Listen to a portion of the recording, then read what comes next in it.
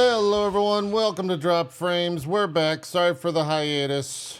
I don't even remember why. Why did we take the first week off, Zeke? It's been 3 weeks. What happened? Oh, there was nothing to talk about. That's right. Nothing happened on the internet. Yeah. And then Co was in the hospital last week.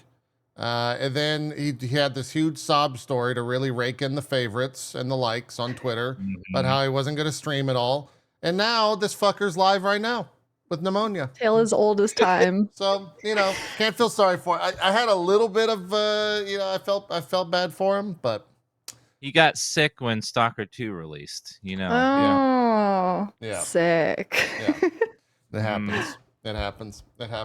You probably recognize one of those voices. It's Dan's Gaming, aka Dan Esquire Gaming. How's it going, Dan? You're hot off. Well, I was gonna say, Zeke, why did you just turn your camera off? Now you're back. Zeke, what are you doing?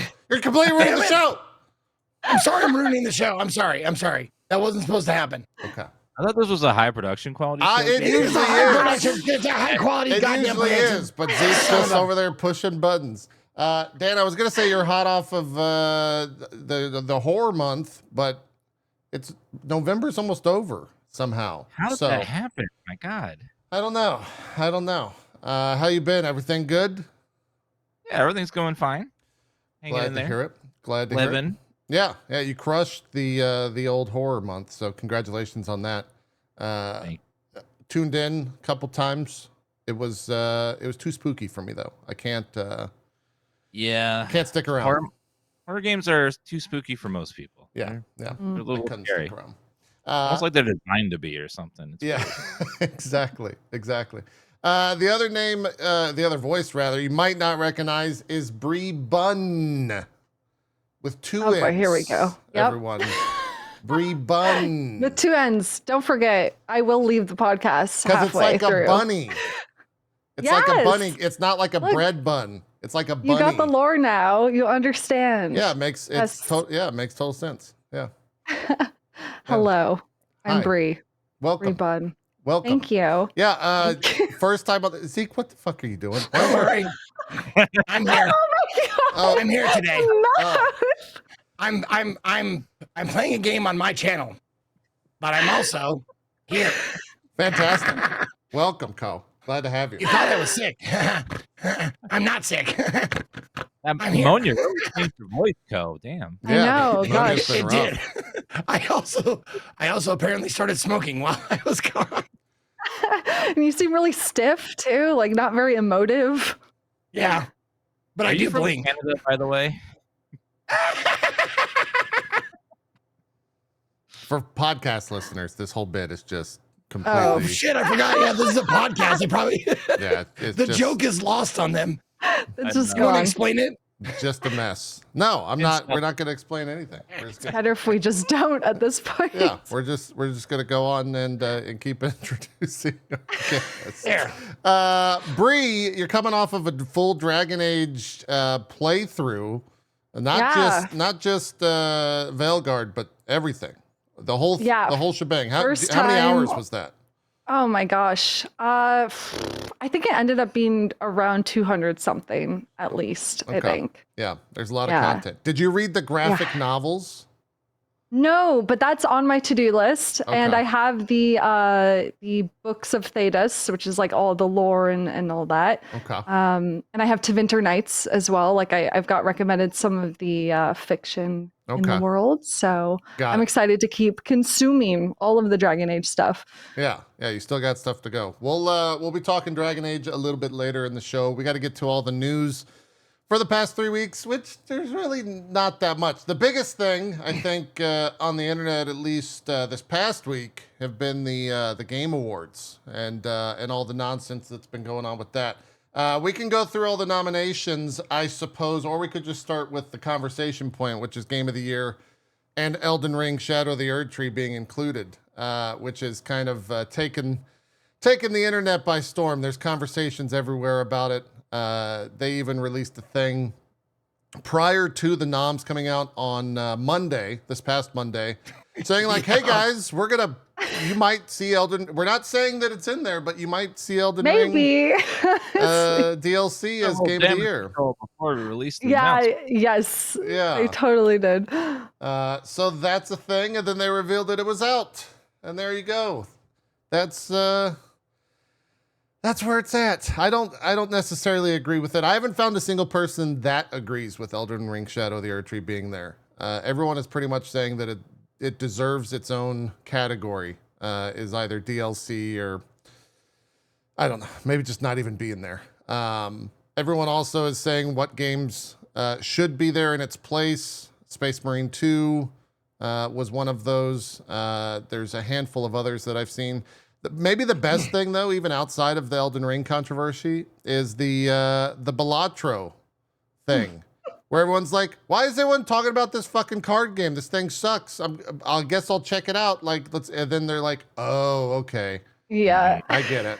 I understand." Yeah. Well, that's one of those games where you see screenshots. You're like, "What is this? Like a solitaire poker game? Yeah. What the hell? Why Yeah. do people play this?"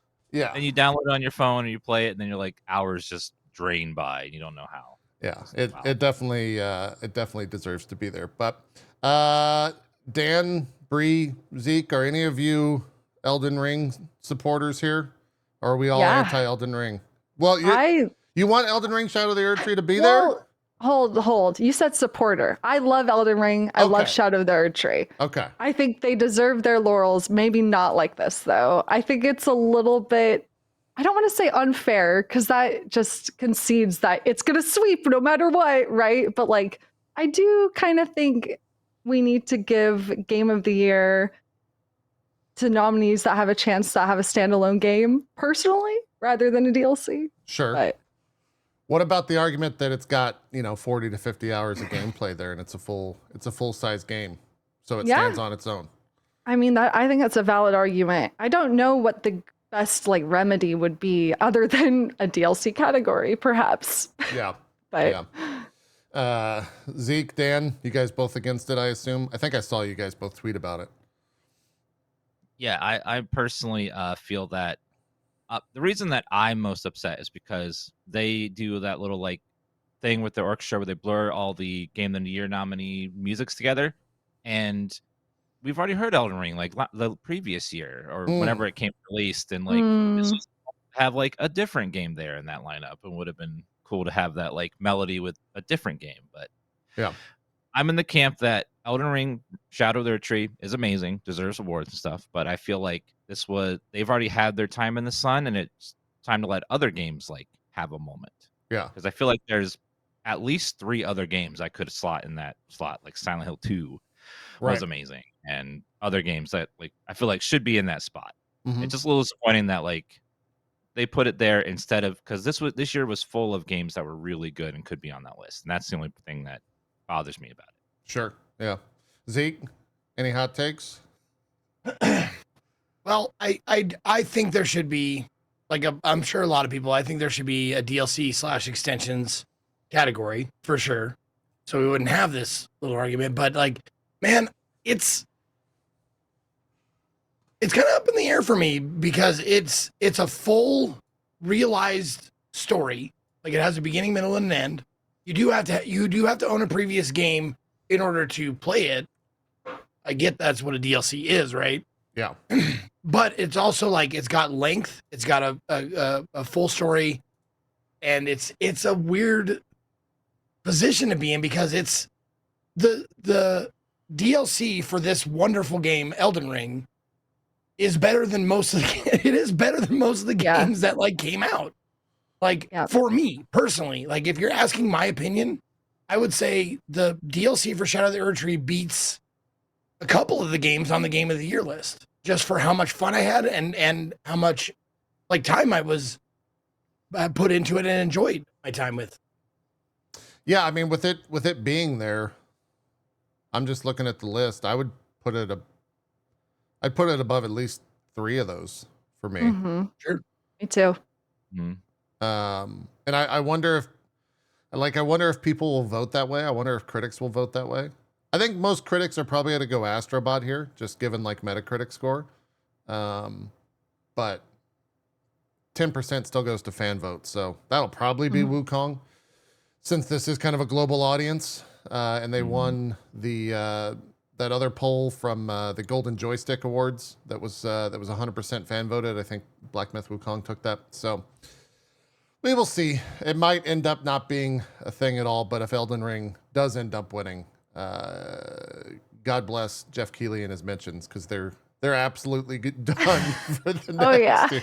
Yeah, it was already. Oh yeah. Yeah. Yeah. I love it. I don't know if you guys watched the actual nomination video they put out, but he was like, and now for the Game of the Year category, of which I am not a vote on. I do not decide this whatsoever.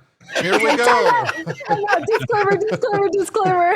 Like a Don't full tweet at me. Yeah, he had a full disclaimer before it went on. I don't so. envy his position of getting all that heat. That's for sure. No, he's Well, getting shit on. anybody who's the face of a company or a brand or something like that, you're automatically going to get people going like, well, why don't you fix this?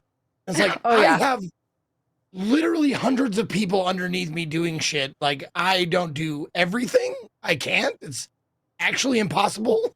Yeah. You know, like, I mean, we brought this up before, but it's like when DJ Wheat was like the face, the spokesperson of Twitch, he would just get people like, why don't you ban this person's like, I'm a talk show guy, dude. Like, don't do that. Yeah. I'd also like to add that the Game Awards, the awards always feel like the thing they worry about the least, because most of the rewards they like read off to the side of the camera like Powerball numbers. Like, Sure. they don't let most of them come up on stage and do a speech. That's One of very the true. Yep. So I don't know how much like weight I put into these awards, but Yeah. it's just a fun little event, and if they want to put it in there that spot, then whatever. It doesn't really matter in the day. There could have been better games there, but I think there's people that would still agree that DLC is, like Zeke says, it's really good and deserves a spot there. Right. So in the end of the day, this is just opinions. This is one show's group of picks, and there's lots of other award shows like the Golden Joysticks and stuff. Yeah, that's always the funny aspect around this whole conversation is everyone, rallies against or has discussion over the Game Awards because of the amount of views and everything that they bring in. Definitely the biggest of any award show out there. And then like the Golden Joysticks live stream, I think had almost 1,000 people watching it, if not 1,000 people watching it earlier this past week. So like, I mean, he's doing something right, I guess, and people care enough about it to constantly bitch and not watch some of these other shows. So, yeah, we'll see how it goes. I'm also curious too, like what they actually show in terms of advertising and stuff at this year, because I don't think they get like a Switch 2 announcement. I don't think they get a Grand Theft Auto 6 video, because Nintendo and Rockstar are both too big. They don't care about. I mean, they could care about Jeff, but Jeff needs them more than they need Jeff ultimately. So I don't know what else is there in terms Death Stranding of, too, probably. Yeah, there'll probably be some Death Stranding stuff without question. I imagine. Yeah. You think? I mean, are he and Kojima, like, are they on good speaking terms? Really? Yeah, I think they're doing Do pretty they good. know each other? I don't know. I think they're Covert winning. besties. The new Pokemon game is supposed to launch on the new Switch. Is coming out February 7th, so they still haven't announced it. So maybe it will be there. I don't know. Nintendo's going to show it soon, and then show it again at the Game Awards, or the Game Awards would be a good place to put it. So it could happen at the Game Awards. Yeah. I know Reggie was always a big part of the Game Awards and was always there, so maybe they have some connection there. Yeah. True. If anything, that's maybe more exciting because we don't know what the big ads will be, and so hopefully it's all new IP. We'll find out though whenever this goes down. What is this? Is this December the 12th or the 11th? I think it's the 12th, I Okay. believe. Yeah. December 12th, Peacock Theater, Los Angeles. There you go. We'll check it out. Zeke, we're gonna do the customary best esports votes, and you will be voting here. Also reading off. Do you want to know what I voted for, or do you want me to just vote again? Just tell. I mean, you could just tell me who you voted for. Best esports team. Please read the full names. Billy Gaming, Gen.G, Navi, T1, and Team Liquid. Okay. And who did you vote for? I voted for T1. Okay, that's the correct vote. I'm proud of Okay. you. What It's a correct vote. What drew you to voting for T1? Is that because Faker's on there? No, because I asked my audience about that one. Oh, okay. And that's exactly the question I asked. I said, what team is Faker on? And they Okay. said T1, and I was like, okay, I'm voting for that. And guess what I voted for this one? Well, you got to read the names first, please. Best esports 33, athlete. 33, Alex Ib, or is it Alex Ib or Alex IB? Whatever. Chovy, Faker, Zywoo, and Okay. Bless you. thank you. Who'd you vote for? Oh, Alexi B. There you go. That makes sense. Your chat told you to vote for. Okay. No. Someone in your chat, Turbo Logic, said that's his. The name is Alexi B, Oh, as in what if the last initial. did your Anyway. chat tell you what the last athlete's name is? By the way, it's Kong Kong. Oh, Oh, is that the ZMJJKK? Yeah. Okay, That's Hong Kong. Clearly. would not have guessed that. Yeah. Clearly. Okay, no. My chat told me to vote for Faker, so I did. Okay. That's No, what I that's voted probably the correct that or Chovy. And then best esports game. Zeke, please read the list and tell me what you voted for. Best esports game: Counter-Strike 2, Dota 2, League of Legends, Mobile Legends, Bang Bang, and Valorant. Yeah. And I bet you can tell by the way I read those which one I voted for. You went bang bang. You bet I did. There you go. Maybe not the correct one, but that's okay. That's okay. What are some of these? Oh, Bree, please read out the content creators of the year. Thank you so much, JP. It would be an honor. So we got Queso, I think is the Queso, pronunciation. that's correct. Oh, come for me, Queso. Like cheese. Elo Wan, Techno Gamers, Typical Gamer, and Usada Pekora. Okay. Who? Let's as the panel. Who are we voting for? Oh man, Any? I only really know Queso because of his Dress to Impress streams that I see on TikTok. Queso is he's a Zeke. Queso's my favorite chip dip, so I'm going queso. Okay. Hey, there you all right. go. Zeke, I have a thing to say, and I need to see if you're offended by it. Okay. I don't get offended easily, buddy. So Okay. really try. My chat was like, "Oh my god, that's so mean. Why would you say that?" But I think it's actually true. Okay. People were like, "I don't know any of these people," and I said, "Oh well, Queso is like Zeke if he had 60,000 viewers because he plays pretty much the same games you do. Sure. Like all the exact games, but he has like 50 or 60,000 viewers."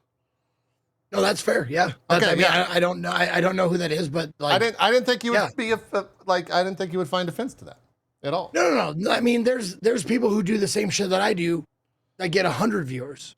So like, it's just, I mean, that's just statistics. Yeah. Also, I'm betting Queso is probably a bit like more hungry, more like into the game, like, you know, of Sure. like, Yeah. I've been doing this shit for 11, almost 12 years. Like, my hunger's gone. Like, I've got a content. I'm feeling real good. I've got a hot tub full of my audience, and I'm feeling fine. I don't need a bigger hot tub. So like, That's growth is not something that's consistently on my mind. Like, I don't know if the Queso fandom will ever find this, but the fact that you went for hungry on point. Well done, Zeke. That is very on point. Well done. That's The good. he Queso looks, fandom. he looks like we Queso look like fandom a will similar enjoy body that. type as well. Yeah. He'll. We they will enjoy enjoy probably some barbecue. We probably have a barbecue summit if we There you ever go. met. There you go. Yeah. I don't. My chat wants me to vote for Usada here. I think she is a VTuber. I voted for Usada Pekora, and Okay. the reason why is because one of my viewers sent me, unbeknownst to me, a poster of this person, this VTuber. VTube Funny model, girl. whatever. Yeah, sent me a poster of this, knowing I wouldn't know who the fuck it was. But I saw this on the list of content creator of the year, and I went, "You're not gonna fucking believe this, but I've seen her before." And it's a poster that was on my wall sent by a viewer, knowing that I'm not a weeb or have never watched whatever this is. So they got my vote. There you So- go. Amazing. Nitro, that vote's for you. Usada Pekora. Fantastic. There you Dan, go. last but not least, who you voting for? or who did you vote for? I would vote for Queso because Okay. he's the only one that I've ever watched any content of. There you go. Yeah. I think that's the pretty sane vote. We can go through these, I suppose. I don't know. Okay, most anticipated game is the category. Grand Theft Auto 6 has to win this, right? Like, these other games are all great. Everyone's very excited for them, but it's Grand Theft Auto 6. Across the board, I would say Grand Theft Auto. It's so big. Like, Grand Theft Auto is its own industry. It makes more money than like several other companies combined. It's insane. Yeah, It's hard to compare them. yeah. It's definitely most anticipated. I would say in a category without Grand Theft Auto 6 for most anticipated, then that's an actual discussion. I will probably side Wilds. I think Bree will probably side Wilds. I think Dan will probably side Wilds. Zeke, what would you say? Where would you go with these? If Grand Theft Auto is not there, this was actually a tough choice between first and second because Death Stranding, I'm the opposite of looking forward to. You're still gonna play it though, right? You're gonna do a hate playthrough of Death Stranding. I'll probably have to. Yeah, I will have to. You have to because everyone's gonna talk about it. And I'll keep an open mind. I'll keep an open mind because I heard I didn't play the first Death Stranding correctly in order to enjoy it. Oh yeah, So that's a insane sentence. I will try to enjoy it the right way, the second one the right way this time. Okay. Grand Theft Auto 6, I'm looking forward to, but I'm not like, over the moon about. Monster Hunter Wilds, same thing. I'm just like, meh. The ones I'm most looking forward to, Metroid Prime, Ghost of Yotai, and honestly, Ghost of Yotai looks like more kind of my game. So that's the one I picked. Yeah. I think if all of these games actually do ship next year, it'll be a pretty good fucking year. These are all pretty badass games. What's next? Bex? Okay, best adaptation. There's only one correct vote here. And it has to be Knuckles, Arcane. Obviously. No, if Knuckles wins, I'm gonna act. I don't get upset about awards going to the wrong thing, but it's the wrong thing. It's 100% the wrong thing. It's got to be Arcane by a mile. It has a contender in Fallout. It's not a runaway. I was gonna say. Sorry, Dan, I interrupted you. Oh, it's fine. I would say I'm gonna go with Fallout because I just have a special place in my heart for Fallout as a series and a game series. So I don't have as much connection to LoL, even though Arcane is amazing in its own right. But just because I have love for the games as well, I'm gonna go Fallout. Okay, all right. I think Fallout also had more mass appeal to like people who have not I don't know if the average person is gonna go watch Arcane unless they are in this world already, Whereas like Fallout is live action. A lot of people still have that mentality where they're like, it's animated, I can't watch it, it's for babies, So I played all of the Fallout games, like all the Fallout core games I played. At least a little bit of. Even 76, I played a little bit of it. And I have not played a single second of League of Legends and Arcane by a mile. I gotta say, I can't believe it. I hate myself for saying, but I'm with JP. Fair enough. Well, very upsetting. It is the correct choice. I did play TFT, but does that count? Yeah. And maybe there is a little bit of at least for me with recency bias because Arcane just wrapped up with Act 3 this past week, or like 2 days ago, I guess. But yeah, I would. I could actually see Fallout winning, to be honest. And to top it off, I have not watched the latest season of Arcane. I'm going off of the first season. Yeah, sure. There you go. It's that good. It is, yeah. Me, personally. Like Fallout was good. It was good. Honestly, I was hoping it was going to be better than it was. Like I give it a solid 7.5 or whatever, like a B+. Yeah.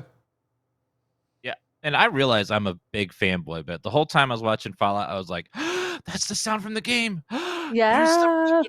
Place. That's a crow. Oh my god, I recognize that. I was doing that the whole time during Fallout. That's why I enjoyed it so much. Yeah. Even though Arcane is probably, I would say, a better show. Just like if you just take the game part out of it and your nostalgia out of it, like it's a better show. Yeah. But Fallout for me just had that personal thrill every time I heard something or saw something.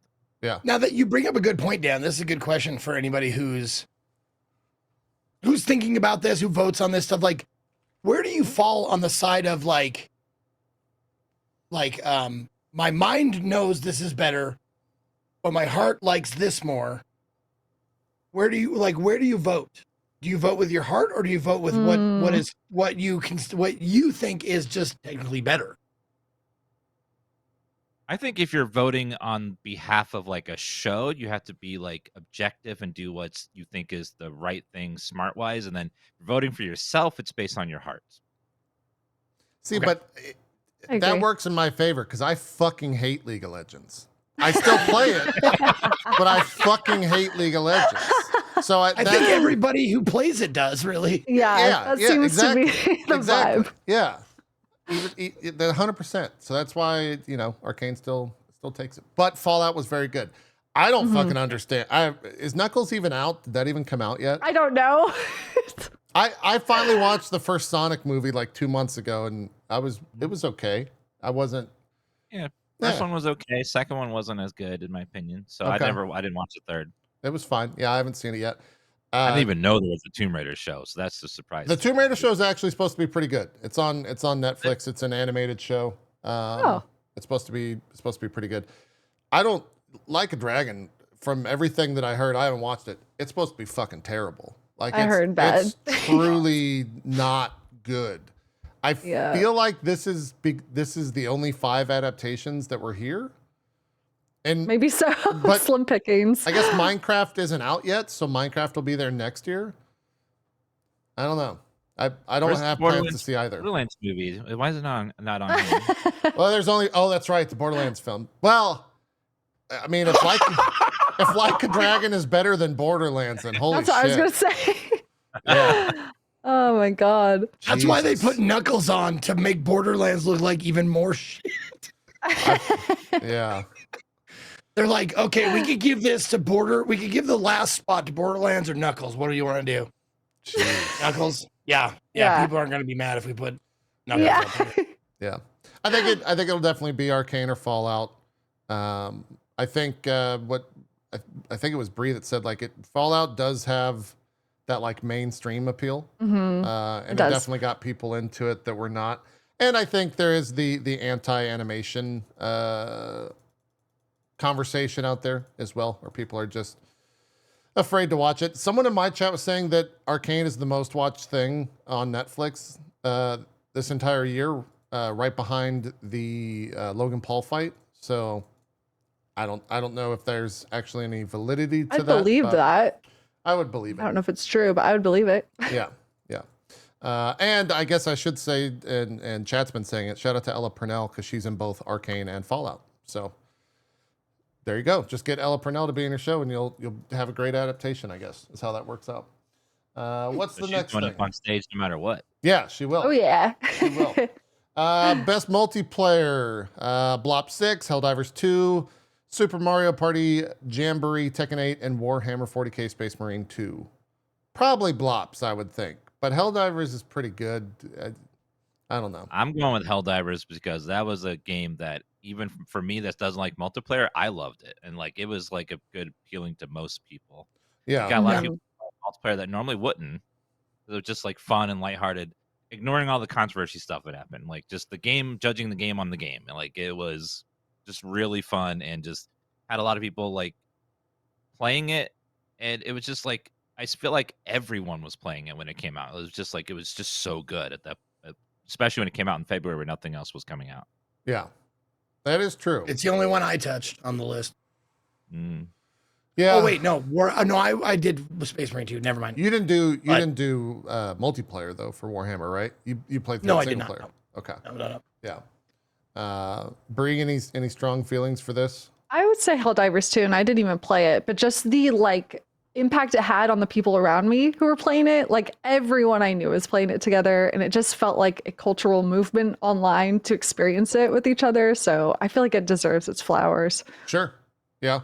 I think if you ask a Call of Duty fan, Blop 6 is kind of a return to form, as they say, this year. So this one's probably going to be, it's kind of contested. Fighting game fans are all in on Tekken 8, 100% there. Maybe It's the only fighting game on there, isn't it? yeah. Maybe not at the moment, because I think most Tekken 8 people are pretty upset at Tekken 8, but at least when it launched, people are into it. It's kind of wild, the difference between every single one of these games, but they're still multiplayer at the end of the day. So do you guys think the biggest snub is in this category? Because I do. What was that? What would that be? Where's Concord, man? Oh, It should be. Oh. fair. Yeah. It's funny because I bet you if you were to look up like social media buzz, Concord would probably beat out all these games. Probably. in terms of people talking about it. The most talked about games of the year. Yeah. Yeah, I would love to Concord see that probably on the category. I top. would love to see that, Oh, like, yeah. most talked about games, not good, bad, just whatever it was. If it was good or bad, both. Like, what is the most talked about game this year? I would That's say controversy award. Yeah, I would say Yeah. maybe Assassin's Creed Shadow might be higher than Concord Mm. because there is a lot of conversation around that, but also maybe Pow World. Pow World might be most buzz. Yeah, it's true. But also, I mean, Helldivers too. Also, with all the Sony stuff. Yeah. Mhm. Yeah, a lot of conversation. Chat's also saying Veilguard could be thrown into that. Veilguard had a lot Oh, of. God. Yeah. Oh, God. Veilguard had a lot of conversation. Definitely. Concord tanked an entire company, so like, Yeah. Yeah. No, Yeah. you're 100% true there. What else was there? Best. I didn't vote on this at all. I did see some people upset that there wasn't the college game day or the college football game here. It was apparently better in all these, but I don't know. Does anyone have any strong feelings about best sports and racing game? Great. no, this is when I rolled a D5 on it. My There D5 you said go. top spin 2K25. Fantastic. There you go. Fantastic. Best sim strategy, Age of Mythology Retold, Frostpunk 2, Kunitsugami, Path of the Goddess, Manor Lords, and Unicorn Overlord. Manor Lords is still early access, right? I think so. It's weird it's on there. This is an early access being added in there, which is kind of strange. Would you put Satisfactory into this category? I think it's a sim. Yeah. It's kind of a sim game, so yeah, I'm surprised it wouldn't be on there. It's definitely Okay. sim and strategy. Yeah, sure. Yeah, I would say Satisfactory might take all of these. Yeah. It was that. Now, all jokes aside, that might be the biggest snub that we didn't see Satisfactory. I didn't see Satisfactory on any of them, did it? Like, they No. didn't get a vote. No. Yeah, They didn't nothing. get any. Yeah. I know. Dude, I didn't even play it, but you guys, like, the people who did, holy fuck, they could not stop talking about it. God damn, I couldn't get away from it. Yeah. I'm still optimizing my conveyor belts in my dreams. Like it's Yep. just Yeah. It happens.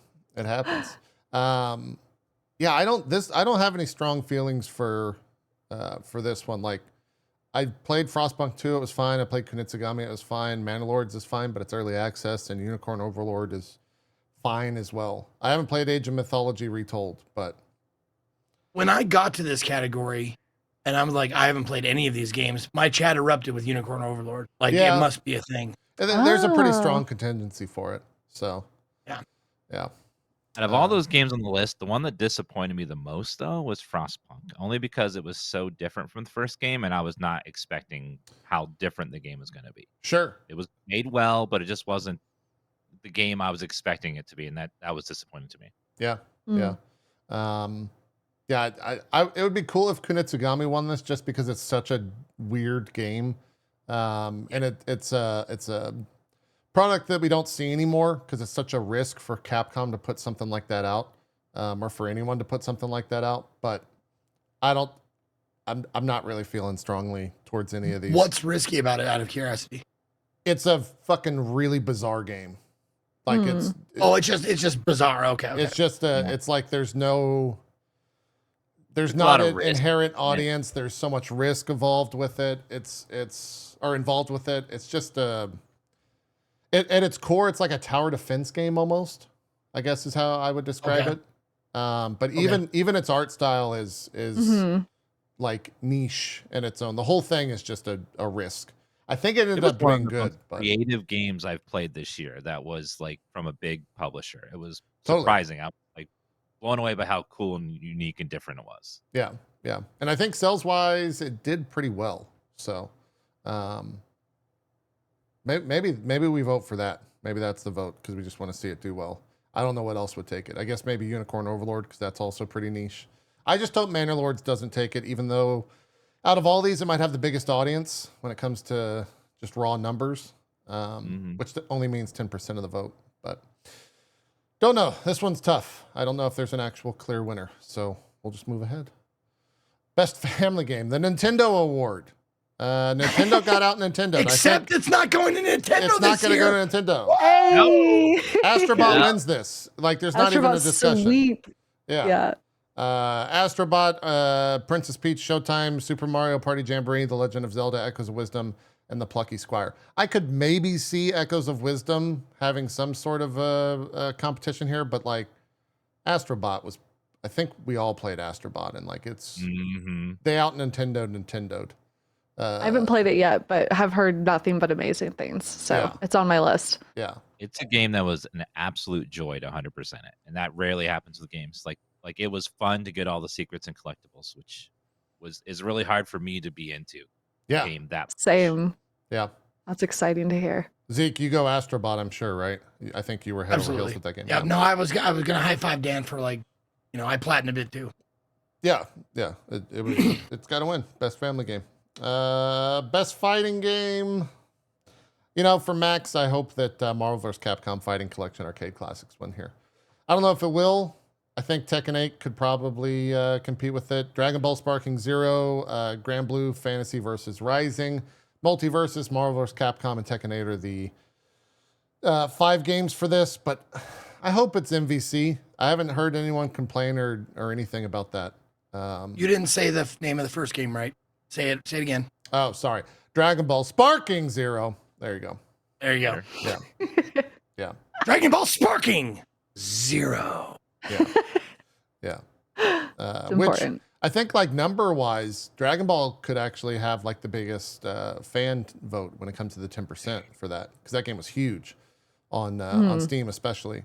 But yeah, I hope Marvel vs. Capcom, even though it is a remake. Like it's just a port. They didn't really, I guess they added like some stuff to it. I don't know. It's an odd game when you get into what it actually is, because there's 6 games in the whole collection or whatever. It's kind of a strange. Correct me if I'm wrong, but I think I saw a list of like the best-selling fighting games of all time. I don't know if it's top 10 or top 20, but Sparking was on there. Yeah, no, it sold incredibly well. Yeah, did very, very, very, very well. As I think, it's the. I think Dragon Ball Sparking Zero was the. Wasn't it like Buddha? It was the spiritual successor to Dragon Ball Budokai or whatever it was from like 11 years ago. People hadn't had a new game for that, so yeah. Anyone have any strong feelings here? Multiverses being here is interesting. That's all I'll say. Yeah. I don't have a horse in that race, but I think didn't it win in this category a few years ago or something? I remember something like that. I don't. Multiversus has had a weird run because like it came out and then they're like, all right, we're turning it off. We're done. Yep. And then now it's like back. Yeah. as a game. Yeah. It did at one in beta. And then they shut it down in 2025. So it won as a beta. Okay. They shut it down. They shut it down this year, and I think it's back next year or something. Or it's in early access. All right. Weird. That's a weird thing. I hope it does not win. That's all I will say. Maybe Tekken 8 is just the sure vote there. If fans are going to rally behind That's it. what I voted for. Yeah. Best RPG. People, this is, I think, at least for our panelists here, this is maybe the one they can weigh in on the most. Dragon's Dogma 2, Elden Ring Shadow of the Erd Tree, Final Fantasy VII Rebirth, Like a Dragon, Infinite Wealth, and Metaphor Refantasio. No Dragon Age. No, what else is missing from this list? Did Dragon Age miss the cutoff or something, or is it just not No, good enough? it did not. It got nominated. We'll see it in a bit here. It got Yeah. nominated for accessibility, nothing else. Yeah, it didn't get. Oh, right, it did. Yeah, nominated. okay, so it was eligible. All right. Yes. Yeah. Okay. Uh, Is that a snub, do you think? Yes. But I mean, I get that it's not everyone's cup of tea. I get it. But I am surprised to not see it nominated for more categories. But Yeah. I like Dragon's Dogma 2. I do think that Dragon Age was better than Dragon's Dogma 2. I agree. I didn't play Infinite Wealth. Zeke, did you finish that off stream? No, I have not yet. Okay. Dan, did you finish Infinite Wealth? No. I Okay. haven't finished. The only one I finished was Dragon's Dogma 2 on the list. The other ones, I Mm. haven't even started Metaphor because it came out during Horror Month. So Yeah. I need to play that one. So I hear it's good. Yeah. Mhm. I would think Final Fantasy would probably win. But I mean, Elden Ring's Elden Ring's pretty good. It's really good. It's a really good game. Yeah. It's kind of. I think the Game Awards are going to play it safe. They're going to give Elden Ring the best RPG and then give a different game of the year. I That's think smart. Yeah. Yeah. I could Well, see that I mean, happening. I don't know about you, JP, but my vote went to Metaphor. Yeah, I mean, Metaphor. I think I'm a little bit more down on Metaphor than a lot of people. Okay. I haven't finished Rebirth yet. I didn't play like a dragon.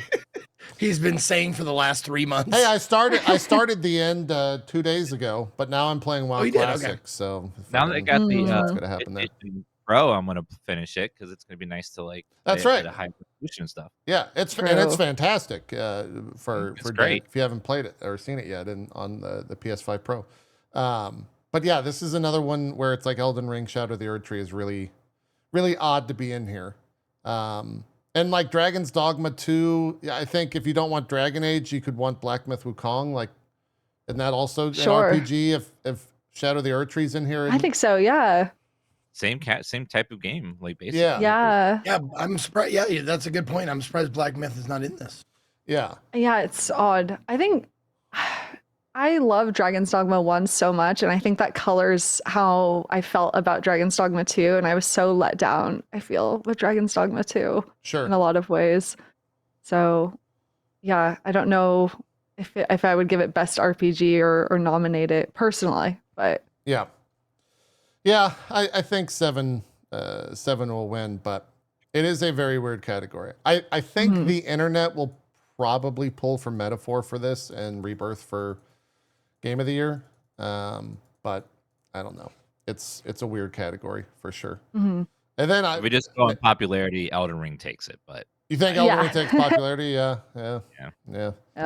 And then also, the Like a Dragon fans, Infinite Wealth probably, I think, far exceeds everything else here. So it's yeah, like, I love Like a competitive. Dragon Infinite Wealth. It's such a clever, funny game, but I recognize even when I'm playing it, it's a very niche game, and not everyone.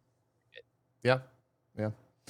We'll see what happens. What's next? Best Action Adventure: Astrobot, Prince of Persia: The Lost Crown, Silent Hill 2, Star Wars Outlaws, and The Legend of Zelda: Echoes of Wisdom. Dan, are you Bree or Zeke? Did you guys play Silent Hill 2? Yeah, I played the original, not the remake. I want to. Okay. I loved it, but it being on the action adventure list feels weird. But I guess they don't. have I a hope horror you were going to list. say that. Yeah, Really? I was hoping so too. Yeah. I think it's weird as well. I wouldn't. What would you put My it brain under doesn't then? think action adventure. I don't think they have a correct category for it, to be honest, which feels unfair, right? But They've never had a horror category, so they'd which is have to weird. like, I don't know, maybe make like a horror / atmospheric category or something. I don't even know what you would call it. It's hard to put horror without just having, because there isn't always a horror game every year that's like a big True. enough Yeah. year. So it's strange. I don't know how. I And guess you'll this- bite your tongue. There are horror games every year that are awesome. Are you kidding? There are lots of great horror games every year, but not a lot of them get like mainstream level attention outside of content creation. Like Mhm. Silent No, Hill is you're great. absolutely correct about that. Like I would say, yeah. horror games don't get the spotlight they deserve a lot of times because one reason or the only reason why this one's getting a spotlight is because it's a fucking remake of a beloved game. Yeah. Yeah. But yeah, no, like it's like someone who does a lot of indies. It's horror is an easy like genre to make your first game in, and have modicum of success. Just like that's why there's so many B horror movies out there, because it's a genre that you can break into, that you don't like. People will forgive a maybe not so great story if it has good like horror scenes, like, you know, gore or you know, suspense or terror or whatever. Good Yeah. jump scare too. Yeah. I mean, it's again a weird category, like Prince of Persia being like, it's a good game. Lost Crown was a good game, but I don't know if it would be an action adventure game. No. Like Mhm. going by, they say for best action adventure game combining combat with traversal and puzzle solving.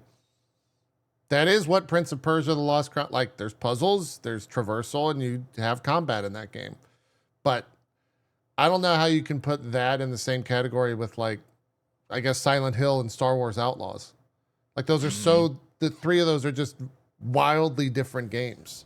There's also something so funny about Silent Hill 2 being in the same category as Astrobot. Like, I know. Or Like, the Zelda, duality yeah, there, it it's like goes with them. whiplash. Yeah. Yeah. No, yeah, horror suspense should have its own category. I Yeah. will die on that hill. Yeah. Yeah. I guess Astrobot would be what I vote for here. Yeah. Dan, does Silent Hill take this for you? I can't vote for it because of the category. It doesn't make any sense in that category, but it's the only place I can vote for it, so I'm gonna vote Silent Yeah. Hill. Yeah. So I have. Yeah, I It's the only think place it is. Yeah. yeah, the categories are confusing, because I would take Silent Hill 2 and maybe even Star Wars Outlaws out of there and put Stellar Blade and Black Myth Wukong in there. Yeah. Yeah.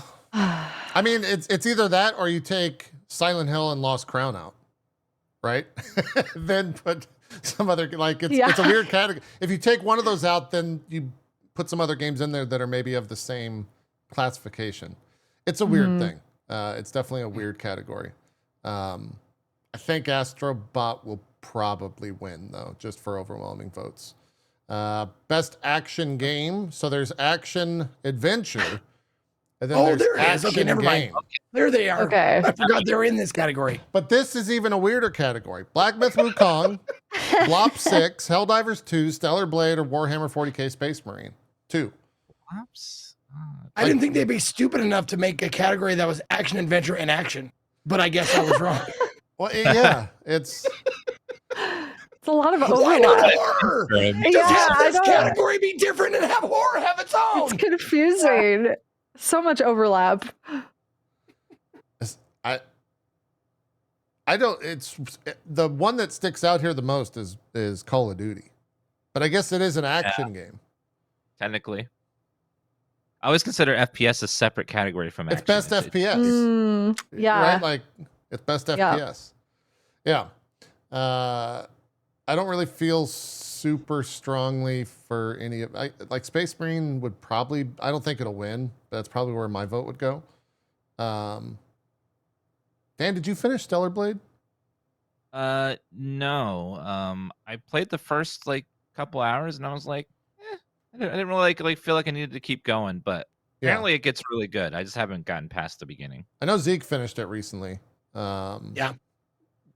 But did you finish this is- Wukong, Zeke? No, this is one of the hearts and minds thing. Like, I know that Black Myth Wukong is probably objectively, technically a better game, Yeah. but I bounced off it. Like, I played it for like 3 hours and I was like, I'm not into it at all. And Stellar Blade, I actually played all the way through. So I guess that's why my vote went there. Yeah. Yeah. Breed, did you feel strongly on any of these? Not really. I mean, yeah, I guess Wukong of this list. I never played Stellar Blade, but I've heard like mixed things about everything on this list. So Yeah. Stellar Blade, because we haven't had a show in 3 weeks. I haven't even talked about, the games we've been playing, but Stellar Blade is such a weird game in that, Yeah. like, it's very closely related to Nier, like, or not related, but like Yes. associated with Nier, right? It's Yeah. a similar kind of idea. But Nier obviously had better execution. I don't think anybody's going to argue that Nier had better execution. Yeah. And like, I loved all of the costumes and outfits and all that kind of stuff. I love gooning about, like, dumb stuff, like when she's climbing a ladder or she's like doing all this shit. I'm not going to hide the fact that I was like, that's funny, but also it took the immersion like that many steps out of it because of that. Yeah. Did you see what they did with photo mode this past week, Zeke? Did your chat tell you about that? Yes, I've seen that. I've seen the clips. Yeah. Yeah. I saw videos this week that made me want to go back and play it because the character from Nier Automata is in there, and I was like, I Yeah. deserve to give this game another chance. Like, it seems like they've added some good stuff to really like appeal to the modern gamer. So I'm gonna go back and try it, finish it. Yeah. Yeah. It's also PS5 Pro improved, Dan. You can play at a higher res now. Oh, hell yeah. Higher FPS, yeah. I think it actually has 120 FPS mode, which is also kind of wild. Oh, that's great to see. But yeah, it was announced since last time we did the show that it's coming to PC. So thanks, Zeke, for playing the game and getting it on PC for us. I think You're welcome. in the middle of your playthrough, they released that it is coming to PC. So they were on top of it this time around. But yeah, going back to the category, it's another weird one. I don't know how Black Ops 6 is in here. I don't know. I think it's probably between like the first three, Wukong, Black Ops 6, and Helldivers, but I have no idea how critics are going to vote. All of those did pretty well critically. But if you factor in Helldivers, it had like such a slump in the middle of the year. I think it's back to being fine. Apart from the whole, you still have to have PlayStation account to play. But I think it's fine now in terms of everyone playing it. So it's a weird category once again. What's next?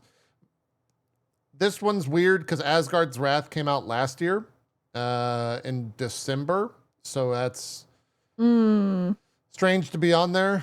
I don't know if any of us have played VR games. I've played Asgard's Wrath. I've played a little bit of Arkham Shadow. I haven't played any of the other three. Asgard's Wrath is an 80-hour RPG in VR. It's generally, I think, regarded as like the best game on the Quest. Batman Arkham Shadow came out like maybe 2 or 3 months ago, and it was pretty good. I haven't seen anyone talk about Metro Awakening. I think Ko said he was going to stream that soon-ish, since it is a Metro title, but I could probably see Asgard's Wrath taking this, but it's a little bit odd that it's there just because of how they do the dates on releases and everything. So I don't know if you guys have strong opinions. Again, VR is a very niche title. It's very hard to get into, regardless, just for the actual cost of it. And then as streamers, it's even harder to stream it. So we'll see what happens there. And do you honestly think that more people have played a VR game or the games that would be up for horror suspense of the year? Like, There you go. Yeah. I mean, yeah. I bet you, though, that there will be a meta ad here, Zeke, for the Quest somewhere in this show, and there will not be a ad for mobile or for indie horror game that's on. That is, survey says, yeah, number one answer. That is true. Probably correct. Best mobile game. I hope Elatro wins this. I think it should win this, right? Everyone's playing it on mobile if they're not playing it on desktop. Then I haven't really checked the other ones. The Pokemon trading card game, though, Dan. I was gonna say, like, the only one that is matched in hype and like posts and tweets and stuff is Pokemon for sure. Yeah, the Pokemon Pocket game is really good. What do you do in the Pokemon Park? Isn't it just a pull simulator? Like, what do you do? So you open packs, you get cards, then you can play against other people with those cards. It's kind of like but it's a much simpler, quicker version of the actual card game. Mm. Rounds are over faster. There's less cards in a deck. The energy system is different. It's simpler, so it's easier for people to get into and just play a game for a few minutes and then it's over instead of like a good 20-minute game with the card game. A lot of people like it. It's pretty free to play friendly. With the packs, you'll get a full set eventually, just not as quickly as people that pay, of course. Yeah. But the power of Pokemon is insane. Like you put Pokemon in anything, and True. it's gonna go to the top of every category in terms Very of popularity. true. Yeah. Dan, let me ask you this. How many Yes. you've played the Pokemon trading card game pocket thing? Yes, I'm playing. How many actual games have you played compared to how many cards have you actually bought? How many packs have you bought? JP, I thought this was a friendly environment. This is actually an intervention. Listen, you're among friends here. Gamba is in our blood. Yeah. It's okay. Yeah, Ko's not here. You don't have to protect yourself. You don't I have like protect to yourself. show off my cards against other players sometimes, just to show them my pretty cards. What's your top card, Dan? My favorite card, I will show it to you, Okay. is Moltres. Let me show you. Is this my that's favorite? I don't recognize that Pokemon This name. is my favorite card. You don't recognize Moltres is a Moltres? legendary bird card. Yeah, from the original Yeah, 150. it's from the original 150. It's a beautiful artwork. It's very That is sexy, nice. very Wow. pretty. That's my favorite card. Now, do those cards have inherent value? No monetary value, but they do have abilities on them, and sometimes the abilities will be different between the same Pokemon. Is there so trading yet in the mobile game?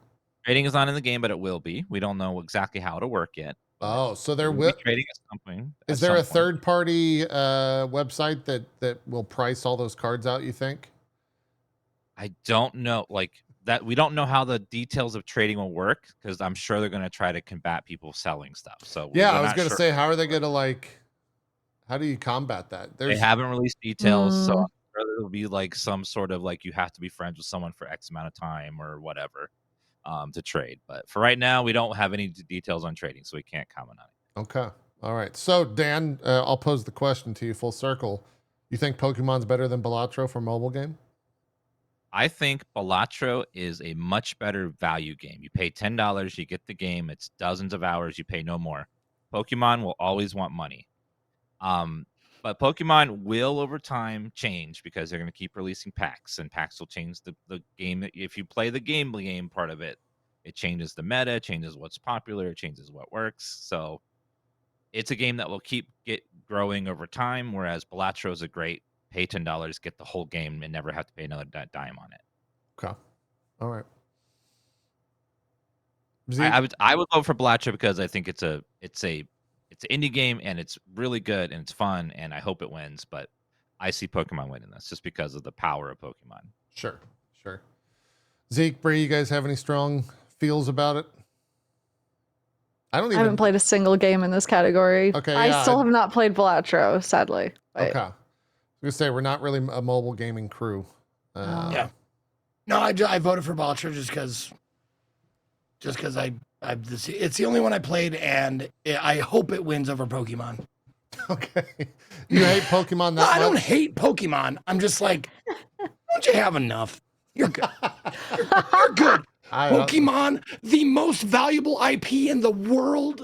Yeah, I don't think they have enough, Zeke. Or one of them. Yeah. No, I think it is still number one. Best debut indie game.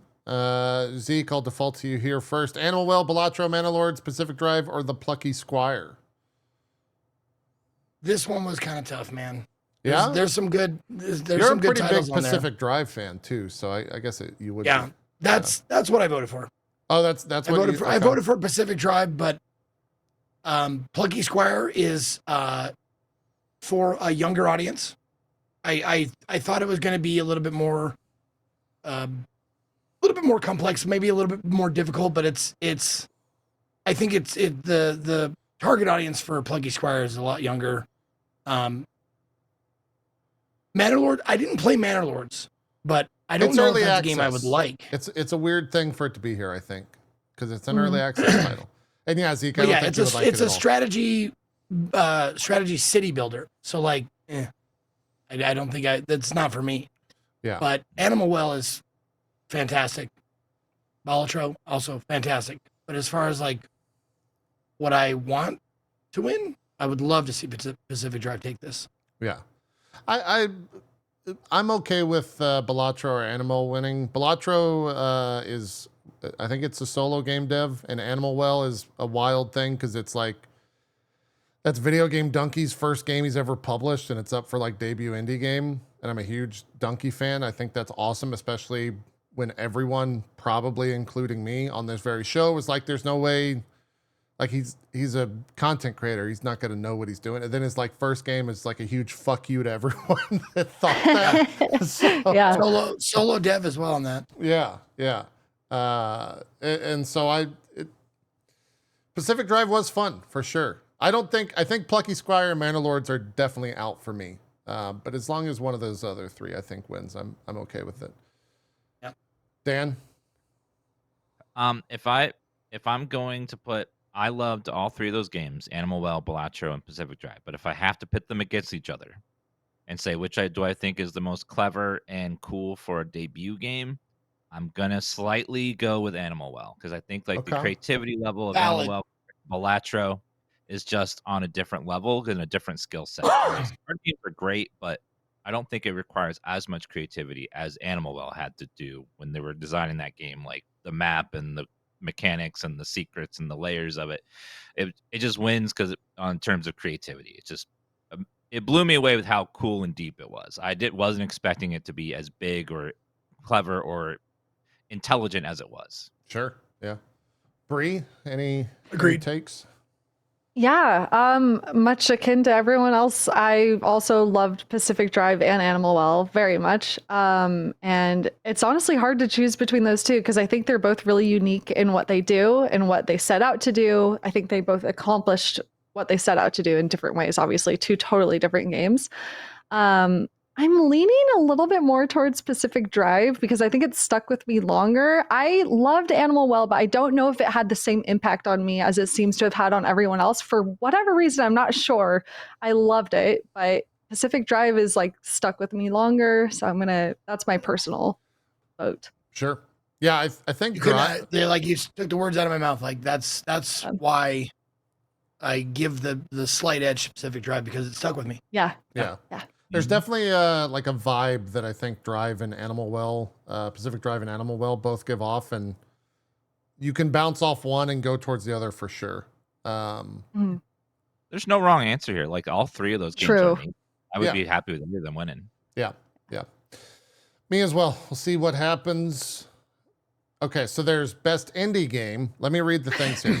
That just confused me, and I've been through this. For the best debut game created by a new independent studio. Mm-hmm. And then there's best independent game for outstanding creative and technical achievement in a game made outside the traditional publisher system. Got it. Okay. For this category, it's Animal Well, Balatro, Lorelei, and the Laser Eyes. Is it Zeke? Is it Neva? You're the one that gets stuck on this. What do we? No, I think it's Neva, like Neva, Eva. Okay, Neva. And you have no, you can hear her say it in the game. You can hear her say it in the game. Oh yeah, that's right. She calls the creature. Yeah, that's right. Yeah, okay. Neva. Yeah. Anyone feel strongly here? We've kind of discussed Animal Well and Balatro already, but I'll be honest with you. This was another tough choice because I played all 5 of these games, and they all have merit. But the one that, if it's outstanding creative and technical achievement in a game, Animal Well, it was a tough choice between Animal Well and Lorelei. Lorelei was weird, but it's also captivating and intriguing and immersive. So I honestly gave it to Lorelei. Yeah. Yeah. How long is Lorelei and the Laser Eyes? I'm not sure. Probably on I think it's just a couple hours, like 4 to 5, I think I heard. Okay. Maybe shorter. Yeah. I might have to well, check that out. it says I played it for 13. Oh. That's Zeke time, though. That's Zeke time. That's me time. Let's see. How long to go ahead? I'll get back to you. Okay. Dan, for you, we've talked Animal and Belatro, so. I have not played Lorelei or Neva, so I can't comment on those two. But I'll check them out because if they're on this list, they must be good. Yeah. But I gotta get credit for UFO 50. They have 50 really good games in there. There were some like surprisingly fun tower defense, all kinds of genres. Like the amount of creativity went in that game because it's like a bunch of different people working together to make a bunch of different games. And I want to give that game an award just because it was so cool to have that many games in it that were all pixel art, all NES style, and most of them were fantastic. And I just want to give that one an award just for being so creative. Sure. Getting back to that, to Lorelei, the average out of 24 people posted 20 hours. On Oh, Lorelei. dang. There you go. Oh, okay. It's a lot bigger than I thought. Yeah, that might be too. Yeah, I know. I didn't finish Too it. I much played of it a for game. 13 and I didn't finish it. Got it. Bree, do you have any strong takes on this? No, I mean, again, Animal Well's the only one I've played. I have my eye on all of the others, and I would like to play them. Don't play Neva. It's. I heard. I think I saw your tweet about you got like a few. You got like barely a bit in, and you had to stop because of the tears. Yeah. They gave me early access for it, and I'm. Bree Bun, let me ask you: are you afraid Yes. of your feelings like JP is? No, I am actually pretty well known for crying and blubbering on stream at emotional games. So I would say that's right up my perfect. alley. Yeah. Yeah, perfect. So I, there you I go. watched Dodger play Neva after it was like fully released, and Yeah. I think like a good 40% of that stream was just her quietly sobbing Yeah. with her VTuber just kind of like doing this. Just That's not so being funny. happy. at all. Yeah. Absolutely. Yeah. I will yeah. say, have any of you played Mouthwashing? That's an indie title that came out this year. I've heard of it. I've heard some Yes. buzz around it. Yeah. Yeah, I'm actually surprised. did. I don't know if it didn't miss the cutoff. I'm surprised to not see it mentioned anywhere in the Game Awards at all. I think it's taking the internet by storm right now. So It is in the IGN Indie Game Awards. It's just Okay. their Indie Game Awards. I went through all the categories and stuff. It's got a few mentions in there. okay, cool, Okay. very cool. So yeah, no, I Mouthwashing. I'm glad you mentioned it because that's a fantastic game. It's also, it might like, it's one of those games that might be too weird for Yes. mainstream, like for Yeah. the Game Awards. You know, Sure. like the Yeah. Oscars and the Golden Globes. It's like maybe not Oscars, but it should appear on the Golden Globes. Right, Sure. right. Yeah, yeah, Agree. yeah. Okay. What's the next category? Community support. This one's an interesting one. Baldur's Gate 3, Final Fantasy 14, Fortnite, Helldivers 2, and No Man's Sky. I think Baldur's Gate 3 should probably take this just from the mod support alone. Mhm. But like also No Man's Sky is pretty good because they just keep giving that shit away for free. Yeah. Like It's a tie between those two for me because yeah. No Man's Sky has given away so much content over the years. Like they haven't charged a penny for it. It's insane how much they update it.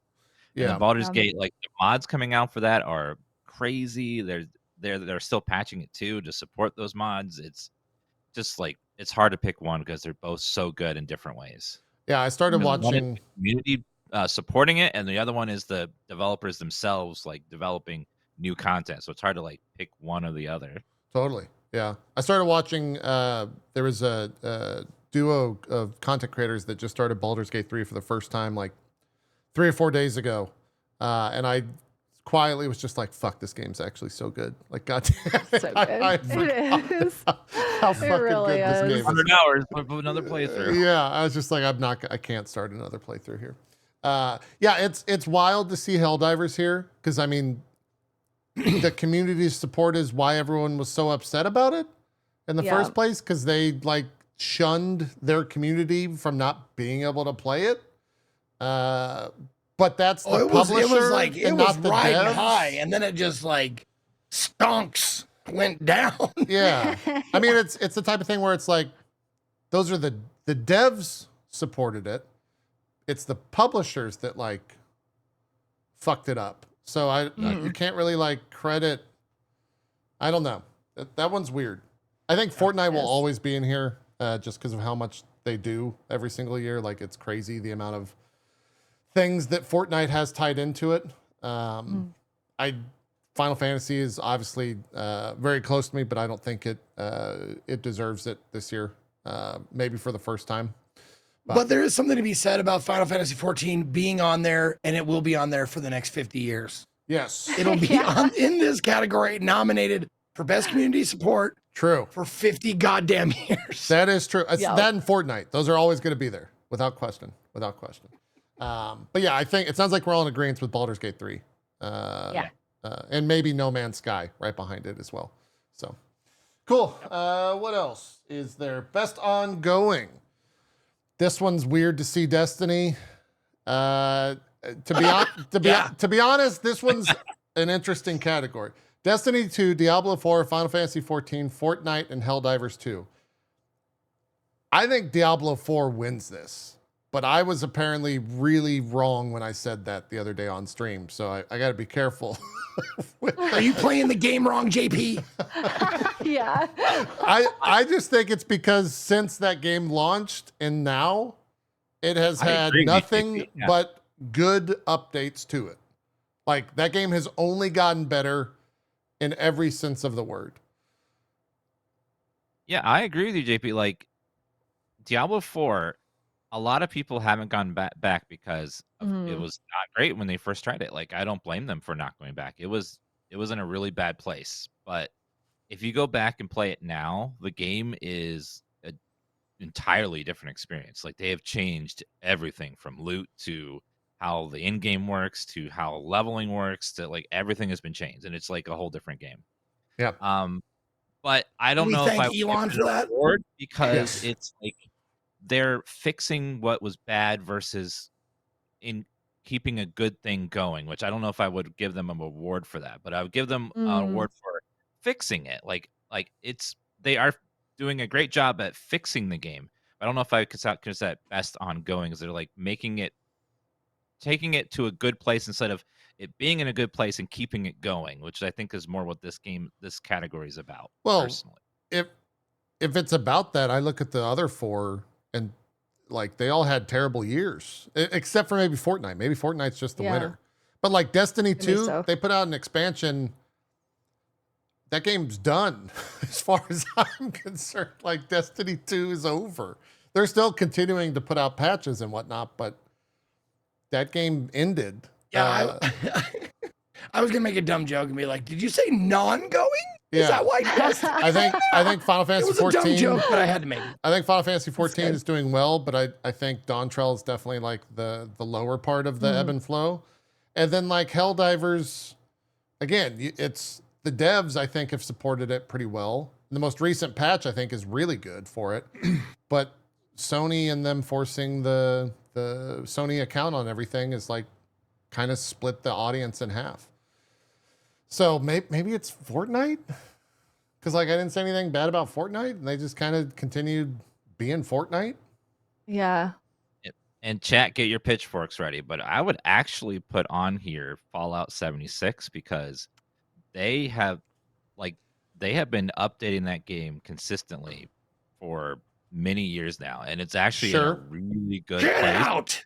And the people that play it are getting so much free content for it. It's been insane. Like how much they've changed it, how much extra quests and missions and areas they've been adding. Like it's been really good. So go ahead and get your pitchforks out. I know Fallout bad, but Fallout 76 is actually a really fun game. It's one of my favorite games to go back to and just play every now and then, just to see what things have changed and what things are new. Yeah. I think you could also say World of Warcraft should probably be up here too. Yeah. War Within is people. I haven't really heard that much bad stuff about War Within.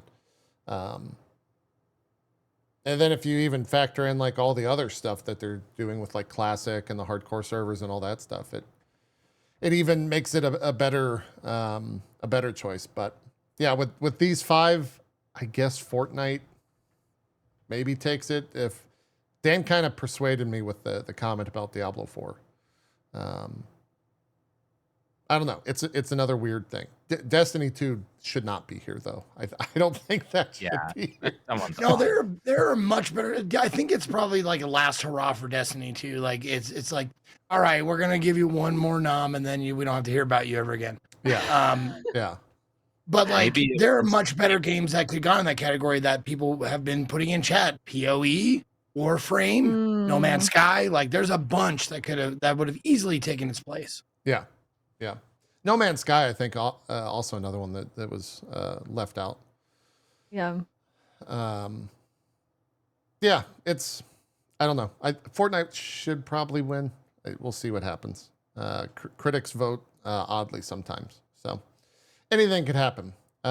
Games for Impact. This one's always, I default to Zeke here because I generally don't play any of these. Closer the Distance, Indica, Neva, Life is Strange, Double Exposure, Senua's Saga, Hellblade 2, and Tales of Kenzara, Zao. Yeah. I've only played 3 of these this time. Okay. I played Indica, Neva, and Senua's Saga. I have not played Close to the Distance, Life is Strange, or Tales of Kenzara. And it's because I refuse to play any woke ass shit, and I don't want it. I don't want to hear about it. Clearly, dare. that's why. Wow, that's gonna get clipped. Oh, We're all fucked. That's getting clipped for sure. We're all fucked. Cheers. No, I'm joking. I hadn't heard of Close to the Distance. Tales of Kenzara, like most of the indie games I play Yeah. are suggested by my audience. Sure. And if they aren't suggested, then I don't really see them all that much Yeah. because I get like 20 to 40 like suggestions per week of like indie games. So like, and I only play like 7 of them. So, or not even 7, I play like 5 or 6 of them, but, I'm writing it down. Like I would love to check out. Yeah. I think honestly, kill me if you want, but like, I think I could skip Life is Strange. Like, I knew you were gonna say that. it's probably not It's gonna be true. for me anyways, honestly. Like, I'm not gonna Yeah. identify with anybody in the game or Has anything. no That's impact fair. for you. It no might not impact. impact me. Yeah. But yeah, no, I do. Zao was on my radar for sure. And Close to the Distance, this is the first time I'm hearing of it. So those 2 are definitely going to be on my short list of shit that I need to at least check out a little bit of before. But Hmm. with these said, the one that left the most lasting impression on me of the 3 that I played was Indica. Indica was it like That's one where like the devil follows you or something like that, right? a little bit. Yeah. It's Yeah. a very weird combination of different like stuff. It's a little surreal. Like you play this very serious like story with actually like really great graphics, really great like technical aspects of it are really good. But then you have this weird like video game sounds and upgrades and it's just a weird like idea, and I loved it. And it's something that I would just like any game that makes me go what the fuck in a good way. Like I love that shit. I love being left with like pondering questions about like why they chose to do it. Not even the story, just like why the developers of this game made it this way. And Indica had that for sure. Yeah. Okay. Indica was my pick too because it was like it like Zeke said made me go what the hell is happening, what is Sure. going on, what is the story, what is like why is this stuff, what it was so weird and bizarre, and in the end it all clicks and makes sense at the end and you're just like oh, and it just makes you think about it after you're done, and that is a sign of a good impact game is you're like still thinking about it after you're done playing it. It's the messaging and then the story and then it all clicks together and it's bizarre, and like as you're going through it each of the levels is like brilliantly crafted, and the voice acting is great, like they nail the characters, like everything is done very on purpose. You think it's not done on purpose in some places, but then you find out that later that it is, and like it was all intended that way. It's just overall great, fantastic game that like sticks with you long after you're done playing it. Yeah. Okay. Bree? And Senua Saga. Oh, go ahead, Bree. Go. No, please. I want to hear what you have to say about Senua's because these are all on my list, but I haven't played quite a bit of them, so I'm curious. Well, Senua Saga is really, really good, but it's also like it feels like an extension of the first game. Like they all like I don't know if I would say too much, but a bunch of the stuff that made Senua's Saga, the first game, Hellblade 1, made it so special. They took it and put it into another game, and it, you know, it's still great, but it just like it loses its flavor, you know?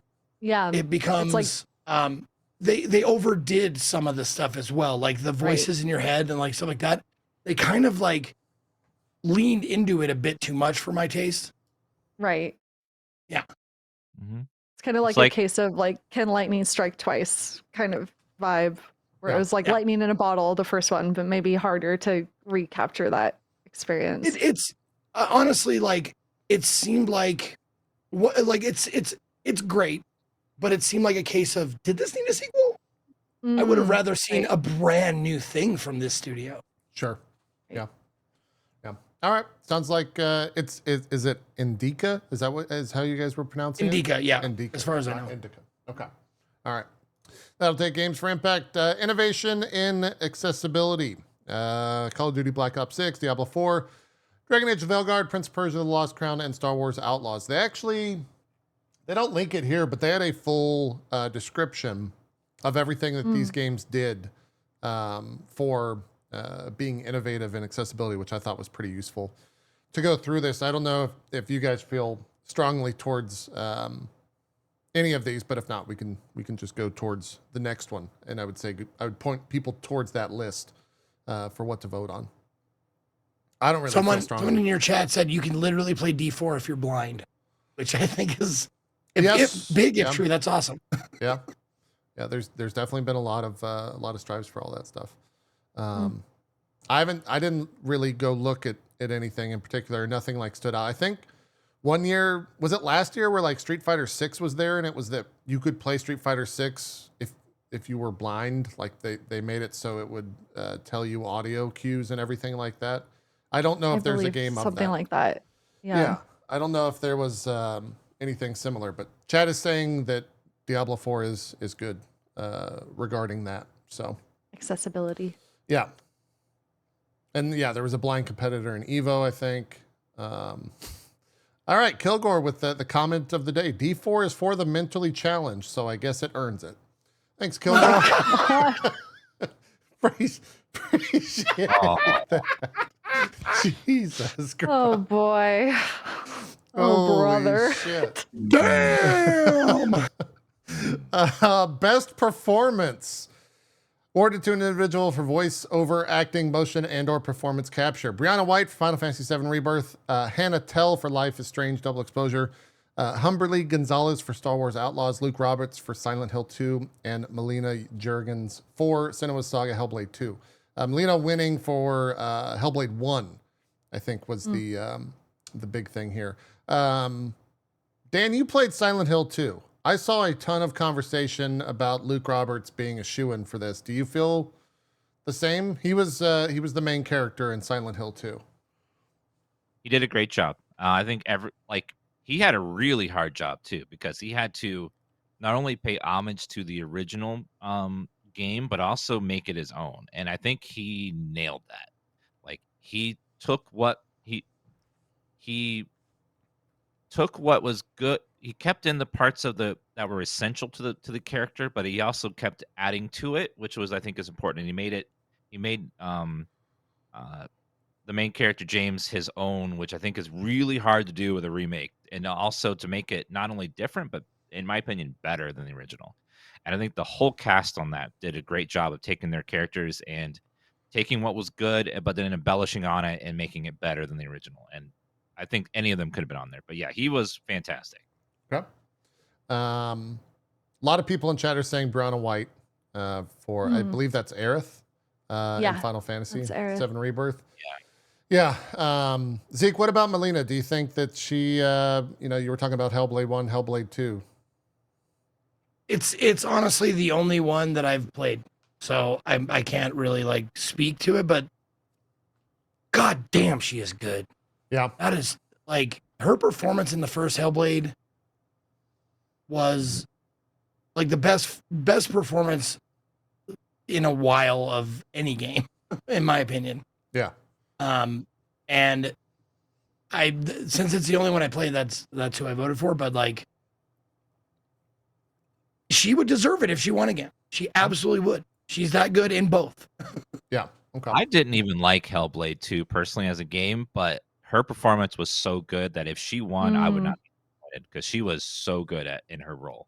It was one of the best parts of the game was her performance. Sure. Yeah. Agreed. Bree, do you feel like any Dragon Age folk got snubbed yeah. here? Absolutely. Gareth David Lloyd as Solus. Are you kidding me? Hello. I have him right here. No, but genuinely, I'm shocked he's not on here. Like, Yeah. I think at least no matter your opinion on Veilguard, I think we can all agree he knocked it out of the park as Solus in Veilguard, and he's an incredible voice actor. So Yeah. I'm surprised he's not on here. Yeah, I think a lot of people are surprised that Humberly Gonzalez is there. Like Star Wars Outlaws, a lot of the conversation around it was just the main character, and like I thought she was fine, but I don't know if she was like award winning. So I agree with that. yeah, and also for Life is Strange, that's one of those games I just didn't play, so I can't really comment on that. Nor can I comment on Luke Roberts apart from the overwhelming outcry that I saw for him being so good in it. So, and then Aerith is, I feel like Aerith is Aerith. Like that might also just be the default. A lot of people think she was fantastic, and they're probably correct. I haven't finished it, but I would assume that most people are going to say her. So, I don't know. We seem all kind of split. Dan and Zeke went for Melina, so maybe we'll split the difference here, and have it as a tie. I'm surprised Cody and Britt weren't there. I don't know who Cody and Britt are. Do you guys know who Cody and Britt are? Yeah, it's Cody and Not Brett. my first Cody and names. Britt? Yeah. Yeah. Those are my best friends. Oh, that's Cloud and Oh, Tifa. Cloud Tifa. Okay. Oh, I see. Got it. All right. No, honestly, like this, that it never happened, but like I would love if, because two of my favorite voice acted characters of this year are voiced by names you never heard of, probably Matt Whitchurch and they're both Matts, Matt Whitchurch and Matthew McQuinn for Fidelio and Basilio. I fucking love in Metaphor. That's weird, actually. Those Yeah, guys there is were no great. metaphor They're folk so in like there. Liverpool, I think. I want to say it's Liverpudlian like accent. I love those guys. Those guys. Every time it was yeah. a scene with them, I was like, yay! I love those guys. I would say Luis should also be Scouse. in There there. you go. too. Scouse. I don't know how to say that, but yeah, I think it's that Scouse. voice. Yeah. I feel Love like it. Luis should be. Love in that there. accent. Heisme was like, there's a lot of good acting, I think, in Metaphor. And honestly, like for a dumb reason, I wish Alejandra Reynoso, the voice actor for Gallica, for not making her what I thought she was going to be the entire game. Yeah. Like, thank you for making that choice not to make her Navi. Yeah. You know, That's true. like this annoying, like, it's like she has a regular voice. She's not hard to listen to. She talks all the time. That makes it easier to listen to her, you know, because they could have definitely gone Different like direction. the high pitched, like anime voice. The which- normal direction they go with for all the sidekicks. Yeah. Exactly. Yeah. Yeah. Or I mean, like, and it's a Atlas game, and they have a long-standing tradition of making your weird companion so fucking annoying. Yeah. You don't want to talk to them.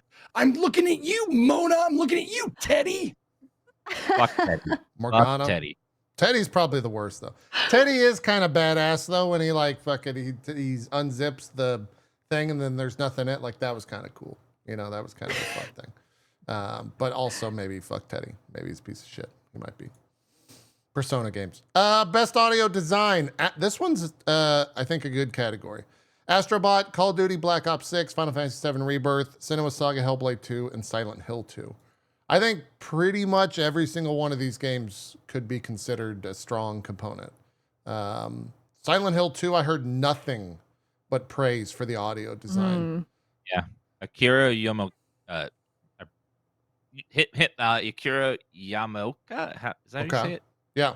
Sure. He is a god at making Silent Hill sounds and music, and he once again they brought him back. He was the original guy to the original game, and he knocked it out of the park. He's just unmatched when it comes to making horror sounds and horror music, and he just did a phenomenal job, and it blows the others out of the water for me because his talent is just so particularly good. Yeah. Do you think, I think being the only one of us that have played Silent Hill 2 and Hellblade 2, is it better than Hellblade 2? Because that whole game is like audio at the end of the day, right?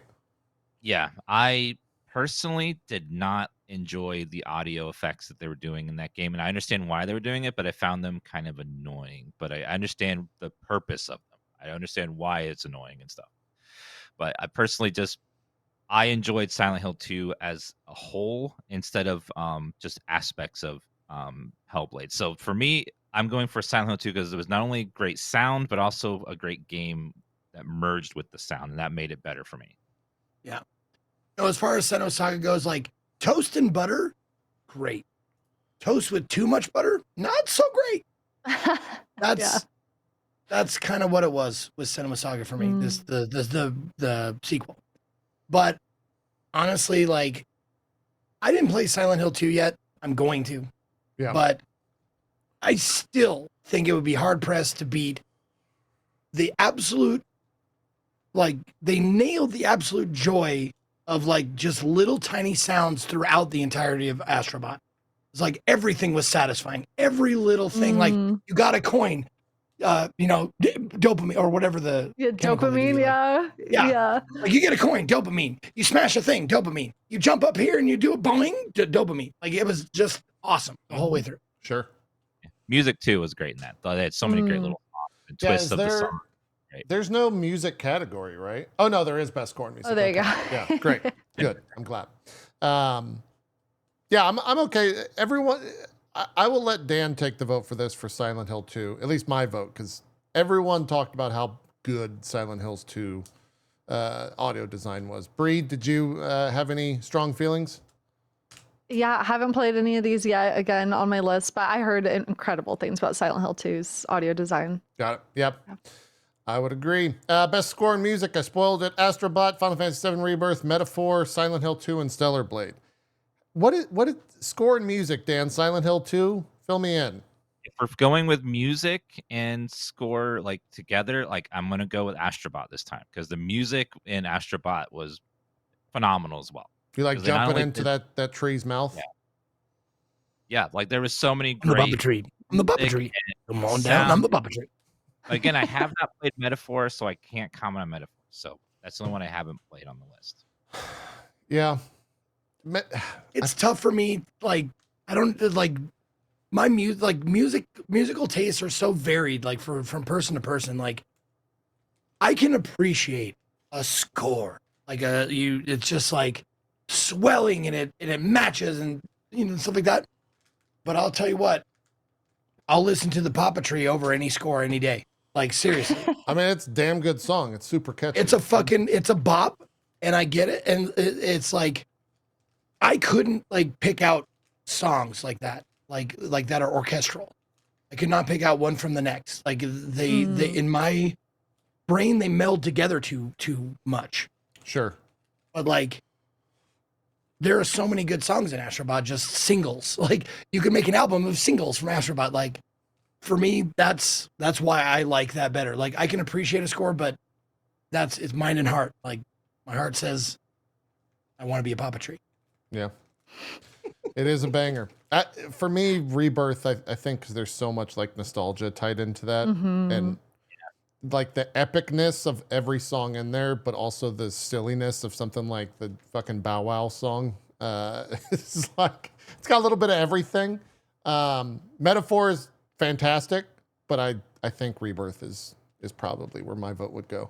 And I haven't even heard the like final boss fight shit. So I'm sure that's even crazier than everything that I've heard thus far in the game. But Astrobot does have bops. You got to give some love to the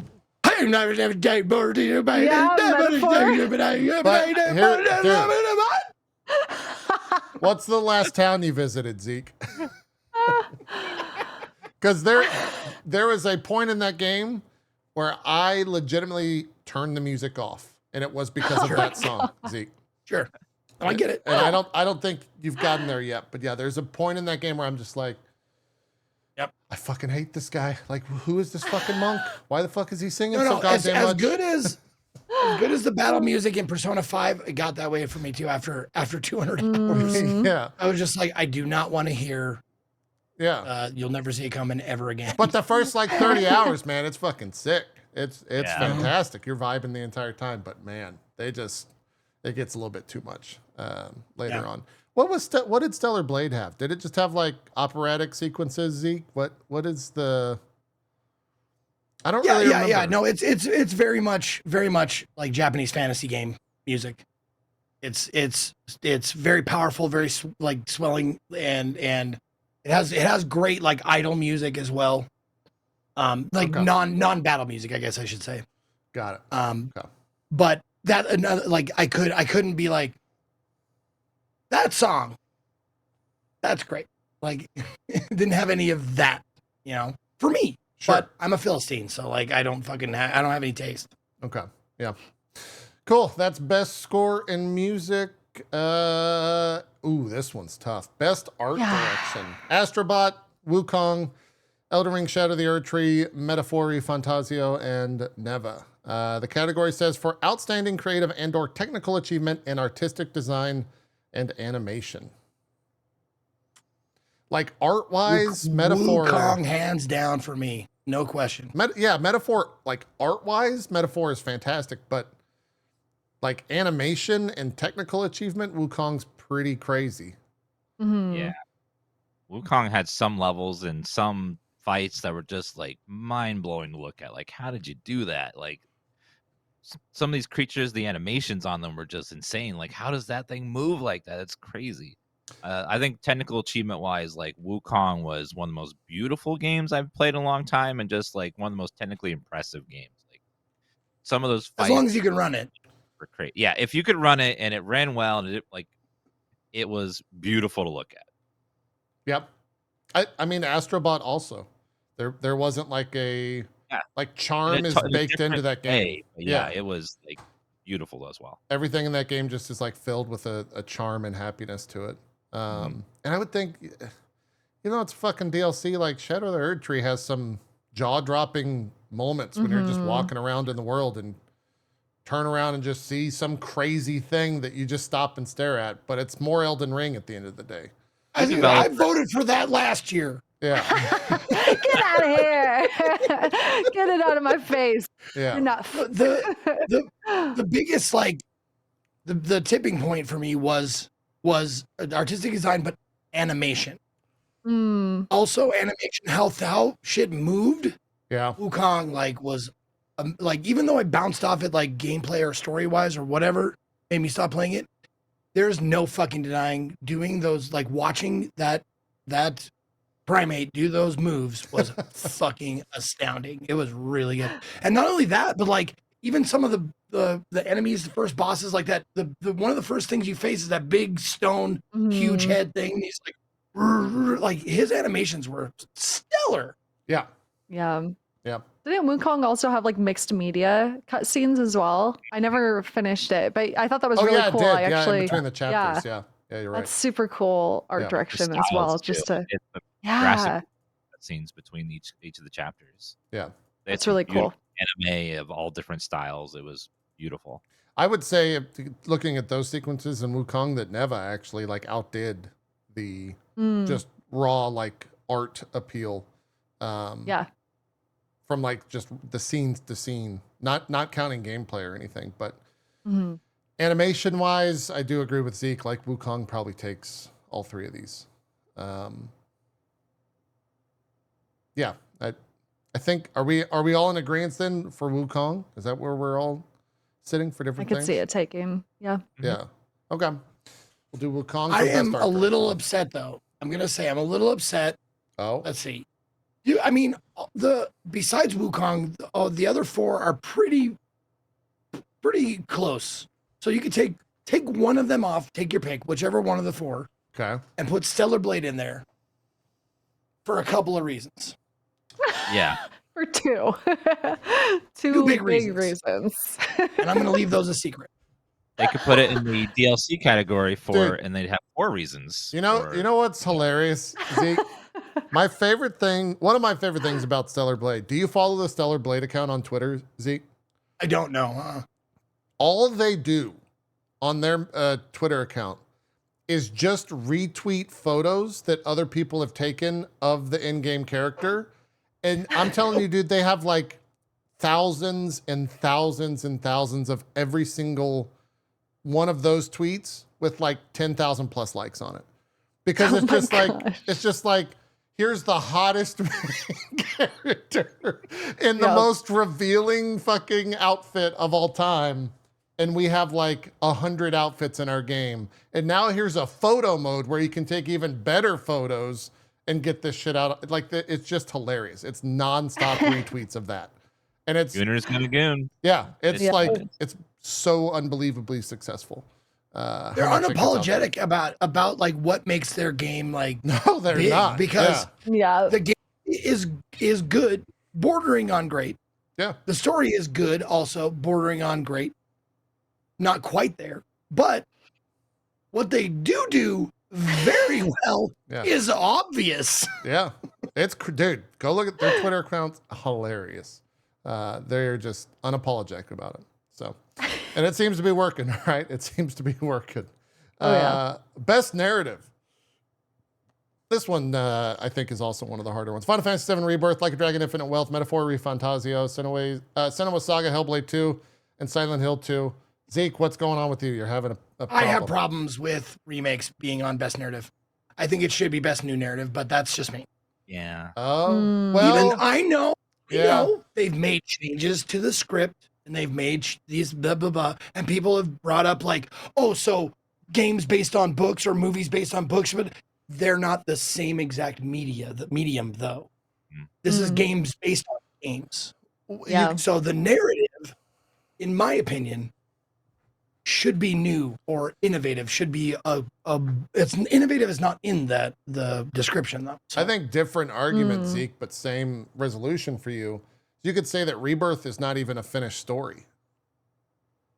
Like it's the middle of a story. So yeah.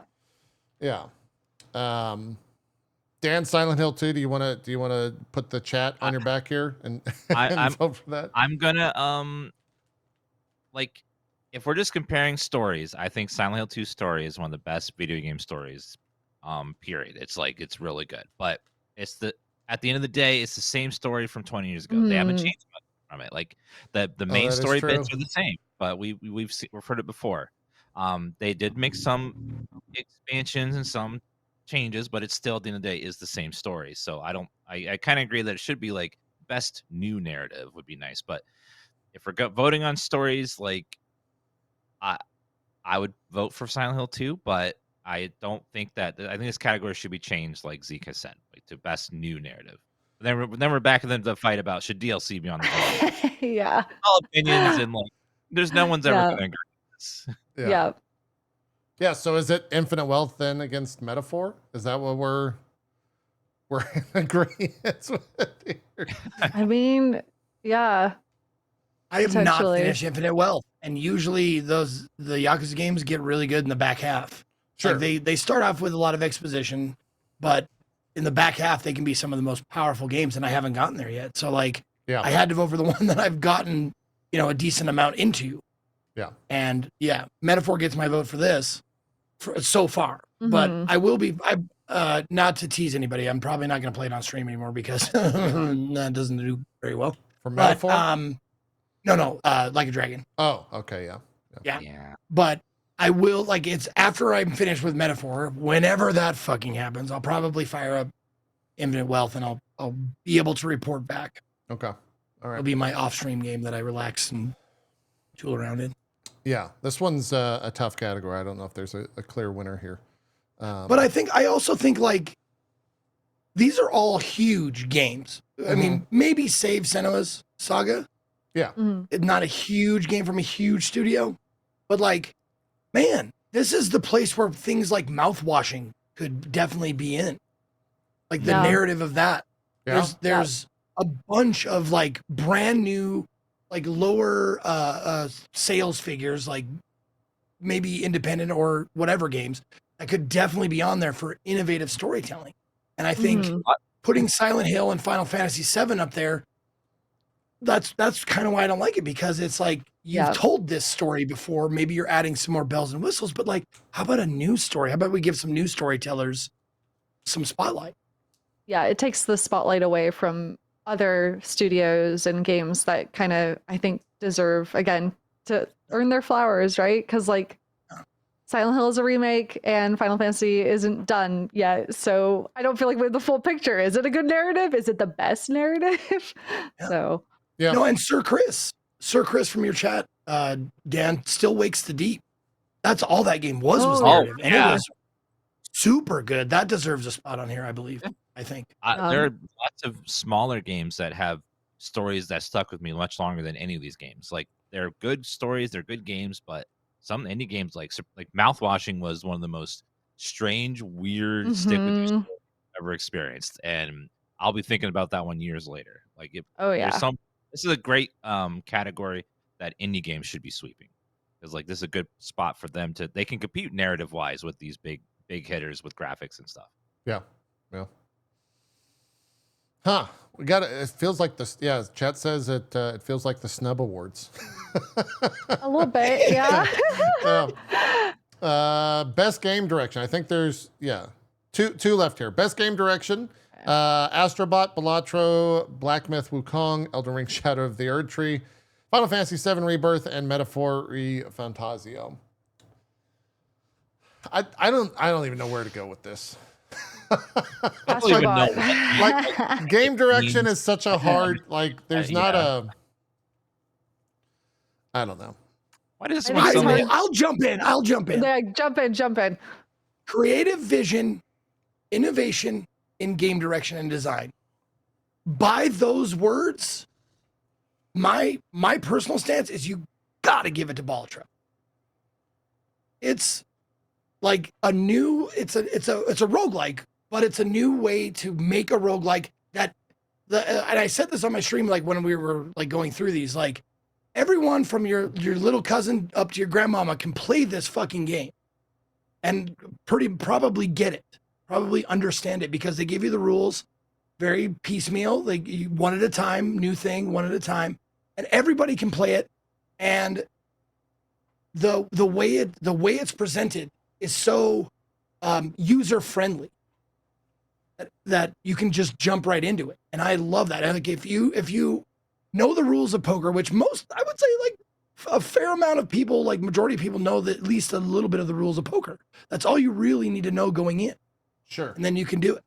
And I think that like creative vision, innovation in game direction and design, like that takes some intuitiveness to like do something like that and have it be this big. Yeah, I mean, innovation is probably the biggest thing it has going for it, right? I don't know if the other games were innovative, because they're all just kind of like a continuation of what they're starting or trying to be, apart from Balatro. Maybe Astrobot. Astrobot's not really... Astrobot's just like it's like a refined Nintendo game, so there's no innovation in there, but game direction... they did what they set out wanting to do. But I think that's also true for a lot of the other games as well. So I don't know. This one's game direction is a tough one for me to vote on. I don't know how to do that. And most likely whatever I'd have to actually look to see at the awards. I think whatever usually wins game direction wins game of the year as well. I think so. Because they're kind of like hand in hand. I don't think it should though. I'm not saying it should. Yeah, I'm just saying like hand in hand. That's usually how it works, because it is such a weird thing to vote for. This can be that thing where they want to give two games game of the year, but they can only pick one, so they give one the direct, one the game of the year, just like so they can kind of split the vote a little bit. Yeah, I could see them doing something like that. Oh, actually, that is true. Last year, Baldur's Gate 3 won Game of the Year, but Alan Wake 2 won Game Direction. Yeah, like Yeah. they're like. And they I fight actually people. agree with that, kind of. So, Yeah, yeah. that made Yep. sense last. This one, No, it's tough. to weave what they wove in the Remedyverse deserved, I think, agreed game direction. Mm. But was it the best game of that year? I'd also agree. I'd also say no. I'd say Baldur's Gate 3 was the best game of that year. Yeah. Yeah, I don't. Does anyone feel strongly here? I don't know. I vote for Chaos, so Elden Ring Shadow of the Erd Tree wins. I was gonna say the same, not out of chaos, but I love Shout of the Erd Tree. Like I was obsessed with that game. As far as outstanding creative vision, that part of the game direction, I think that one for me personally, but it's Yeah. hard because it is building upon something that they did before and were already well awarded for. So Yeah, yeah. And I mean, we've had the discussion on Game of the Year as well already. Like, yeah, I vote for Chaos. I want Erd Tree to win. I don't know if it will, but at the same, I don't know. If that doesn't win, like, don't even include it. I think. yeah, right. Like, Yeah. What was the point of the drama? What's the fucking point? Unless the point of the drama, or not the point of it, but a benefit of the drama was to like get people talking about it. I don't know. True. Yeah. Yeah. All press is good press. Exactly. You can get into the weeds about that, but Oh. yeah, that's Game of the Year, and that's Best Game Direction, and those are the nominations for the Game Awards. You can go vote. I don't know when voting closes. The poll or the show is on the 12th.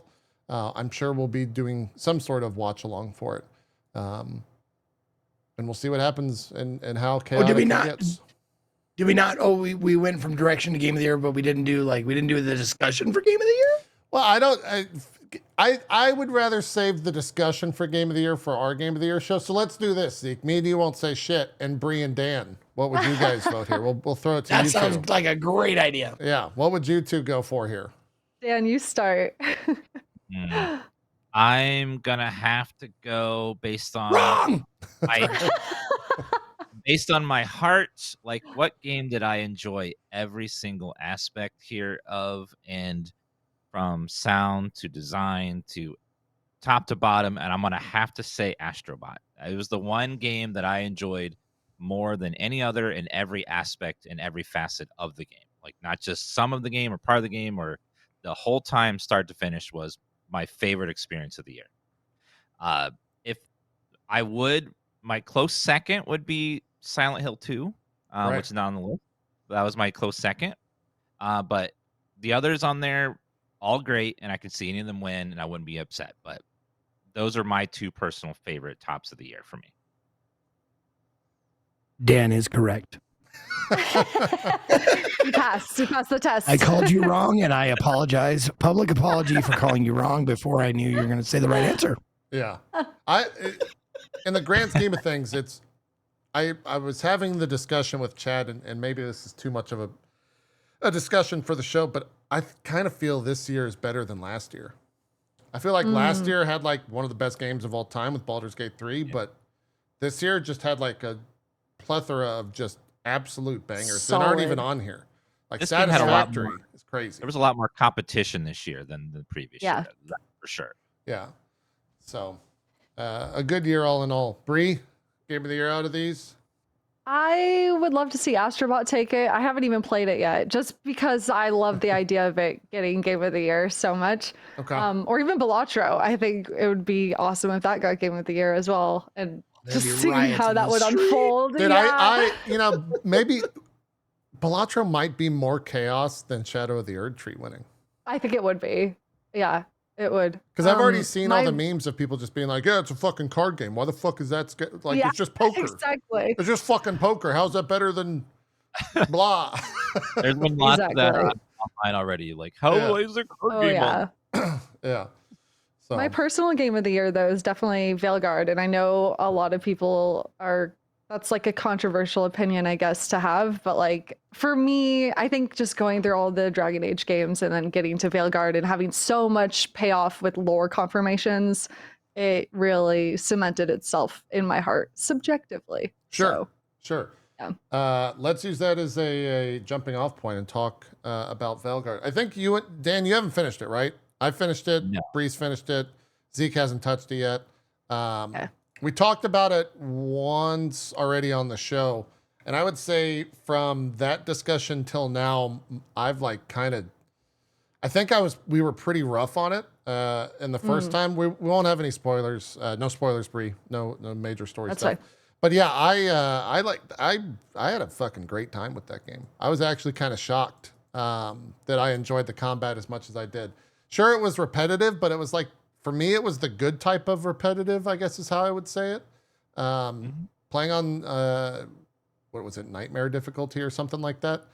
I never like felt challenged, but it was always still fun. Yeah. So I had a great time with it. And I think those final 4 hours like really are fucking fantastic. They're incredible. I yeah, agree yeah. completely. The middle of the game, I think you can have, opinions and stuff like that, but man, those final hours are really fucking good. It just, for a lot of people, it's going to be a struggle to get the other like 60 hours out of the way to get to it. I think so. Yeah. And I also think the game starts off, I think the game like ramps, honestly, for the whole 60 hours where it just starts off really weak. And like the center of it was almost everything they had left over from like the games as a service. And that's like I feel like the beginning of that game was the last thing made. Interesting. In a lot of ways. I can definitely like see that being the case. I'm not sure if it was the case, but I know what you're saying with it completely. So now that I've had some time since I beat it, and I won't spoil anything, I have some conflicting feelings on it for sure. Like in so many ways, I love the game, and in so many ways, I feel like it's really, again, playing on all of my feelings leading up to it. I think it does a really good job with environments, and like I think some of the cinematics are amazing, especially in the latter half of the game. I think that being able to hang out with your companions and not have to go kill things every time you hang out with them is great as well, and something that I think the other Dragon Age games were sorely lacking that we got, which was really nice. Getting some hard, concrete answers for questions that have been asked since Dragon Age Origins was really rewarding as a lore head. Like I have been writing down notes in a notebook every time I play any Dragon Age game, and so getting confirmations was great. And yeah, I agree with you. The third act is just incredible. Like I was just blown away, tears, really, really happy. I do feel at times, though, throughout my experience, the game felt a little bit like it was at odds with itself about what it wants to be. And I'm going to have to probably blame EA for that, if I had to blame anyone or point any fingers, because it sounds like this game took a whole bunch of different directions before they were actually able to settle on one. And I think we're lucky we got Veilguard at all, it sounds like. So I'm just grateful for what we have, Yeah. But yeah, some of the like world building felt sanitized as well in ways that is confusing, because the game again is working upon things it's established from like Inquisition, and then it doesn't necessarily follow up on some of those things, which is an odd dissonance feeling when you're playing a game. So sure. Yeah. Dan, how far did you get in Dragon Age? I am right before the end sequence starts. I'm doing all the side quests. Oh, okay. You played more than I thought you had. Okay. Gotcha. Yeah, I'm just beat chapter 10, I think. Or maybe 11. Yeah, so I'm like right before the thing where the one you'll have to do the rest in order and you can't go back. So make sure you do everything. Yes. Right. Yeah. Yeah. You're in side quest hell, in other words. Yeah. Yeah. Right now. Yeah. There's a lot of like side quest cleanup towards the end of that, which makes sense. I mean, you got however many 6 or 7 companions and all the different factions and stuff to wrap up. So there's a lot of stuff that they, I think, give like a pretty generally good send off to all of that stuff. I thought the side, the companion quest were, trying to think back to see if there was anyone that I was just like not super happy with, but for the most part, I liked. Yeah, I didn't. There wasn't really one that like rubbed me the wrong way. I felt like they all had pretty good send offs. They were all pretty unique in terms of how they actually played out. There wasn't anything that felt samey agree. between all of those. And so that was cool. And I really liked the like unique environments for every single one. That was especially cool. It didn't feel like I was playing the same game over and over when it came to all of the actual content in it. Some of those other quests, maybe in the middle of all of the side stuff, were a little bit samey, depending on the character. Some of the other characters, I guess I won't say who. I feel like some characters had like more budget towards what the goal was or what the side quest was. Like they had more story and like more. Yeah. It was more was put in potentially. For their like companion quests and stuff. Yeah, I could definitely see that being the case. I've even heard like complaints people have said about certain romances having more content than other romances and feeling like a bit unfair about it, you know, depending on who you chose to romance in the game. But I can't say for certain as I've only romanced the old man. So yeah, no, that's actually the same for me. I think we both somehow did that. Yeah. Dan, Emmerich is great. Yeah, he's great. Dan, do you know who you're romancing? I was basically a whore the whole game, and then I was like, all right, same. Let's go. I was forced to go into monogamy with the elf. I was forced to do monogamy with the elf. Darvin, is Darvin his name? Oh, Davrin. Davrin. Yeah, Davrin. Okay. Yeah, his voice was just like melted butter, and I was just like, okay, we're doing it. We're doing this because he so was great. A very fine man. Very yes. Very nice. He's the one I love him. Yeah, he was. The other one I was thinking was Harding. I really like Harding. She's one of my favorites too. Yeah. But yeah, Darvin was. There was a point where it was like there was a quest that was like, are you going to commit to a monogamous relationship or always be friends? And I was like, I wasn't expecting it so soon, so I had to monogamy with them. Yeah, that depending on the character, I feel like you do have to kind of like tie into it pretty quick. Yeah. He was one of those commit early characters. Yes. Yeah. Are there any cool people in this that like are cool with like open relationships? Like, is that not a thing? No, you have to once you lock in with someone, it's over. Oh shit! I'm never playing this. I know. I actually the first game. Yeah. I want them to actually do that for the next one because so often I was like, why can't we just be like a polycule? Like, what's the problem? Especially because in Veilguard, none of your companions like really get upset. Wrong way. Yeah. None of your companions really get upset. Yeah. High five for that word. Polycule. Yeah.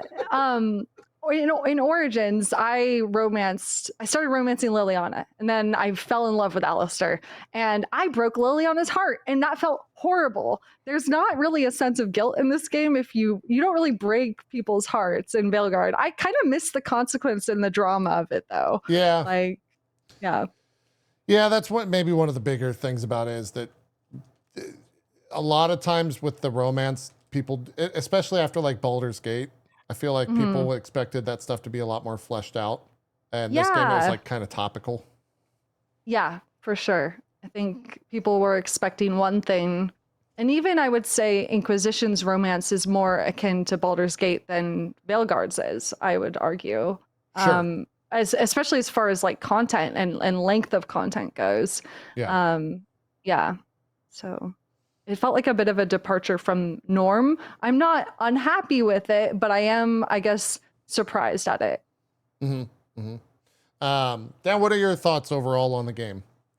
So one of my favorite games of all time, like absolute favorite, top 10 is Dragon Age Origins. It's one of my absolute favorite games. I adore it. The writing, I love every character. There's no game that to this day that I can just sit in a camp and talk to the characters and love every single one of them, no matter who they are, because they were all written so well. The writer, I think it was David Geiger back in the for BioWare. I think that was the main writer. Yep. He was so good at writing characters. He was just amazing, and they were all fleshed out. I think he did Mass Effect 2, and then Dragon Age Origins before he left eventually. I think he did a little bit of the other ones, but he was the main writer in those games, and it's some of my favorite writing. And so Dragon Age Veilguard it's a new style RPG. It's not Origins is very old school style. Like there's long dialogue trees, there's branching quests. There's a lot more choice that affects things. So first combat, I think the combat's really fun. It's like a nice, fun action RPG. I'm having a good time with it. Mm. A little bit repetitive on the enemy types, not like a ton of enemy variety, but it's good enough to like keep you going through the quests and stuff. Nothing too spectacular. I have not been like surprised yet by a new creature. Like even Yeah. that when they bring someone in new, it's Mm. like, oh, that's just an ogre with rock skin or something like Yes. that. Like that kind of thing is a little bit lacking on enemy variety. But the Yeah. skill stuff, fun. I enjoy it. Um, the exploration of the world, I'm enjoying that. It's the modern style, like open world, go around, try to solve a little puzzle. How do I reach this chest? How do I get to this item over there? Like that's enjoyable. I don't mind checklist open world kind of design. Mhm. The thing that I don't like personally about the game, and I enjoy it just not as much as old school gaming, is your character kind of feels like you're on rails and you can't Mm. disagree with the companions or other characters much. It's kind of like I had the same issue at Fallout 4, where like every time you come up to a character, your options to respond are yes, yes but sassy, or yes but Yeah. stern. Like there's rarely ever a no or like Yeah. a disagree. So you can't really I don't feel But like thou the role must. play is as deep as previous games. Like I can't like Yeah. or do something evil like Yeah. betray the Dalish to the demons or something like in the old Right. game. So there wasn't much role playing there for evil characters. So the role playing options are less. And I get that like this is more of the modern style. Like it's a big game. There's lots of stuff. And the more choices you add, the more complex the writing has to be, and they have to Mhm. re-record a bunch of voice lines. I think we're all spoiled with Baldur's Gate 3. Baldur's Gate 3 did that like in spades. Like they were Totally. old school style. Yeah. So writing wise, a little disappointing to me. How it ranks. I loved Origins, one of my favorite games. 2 happened, and it hurt me. Um, or Inquisition, I thought was a very fun game. I enjoyed it. It was like a bit below Origins for me, not quite as high as Origins because Mm. Origins is a brilliantly written game, and like even though Origins combat isn't as good as Inquisition's in a lot of ways, I think it like the writing was just so good, and I care about the characters so much that it pushed the everything forward for me.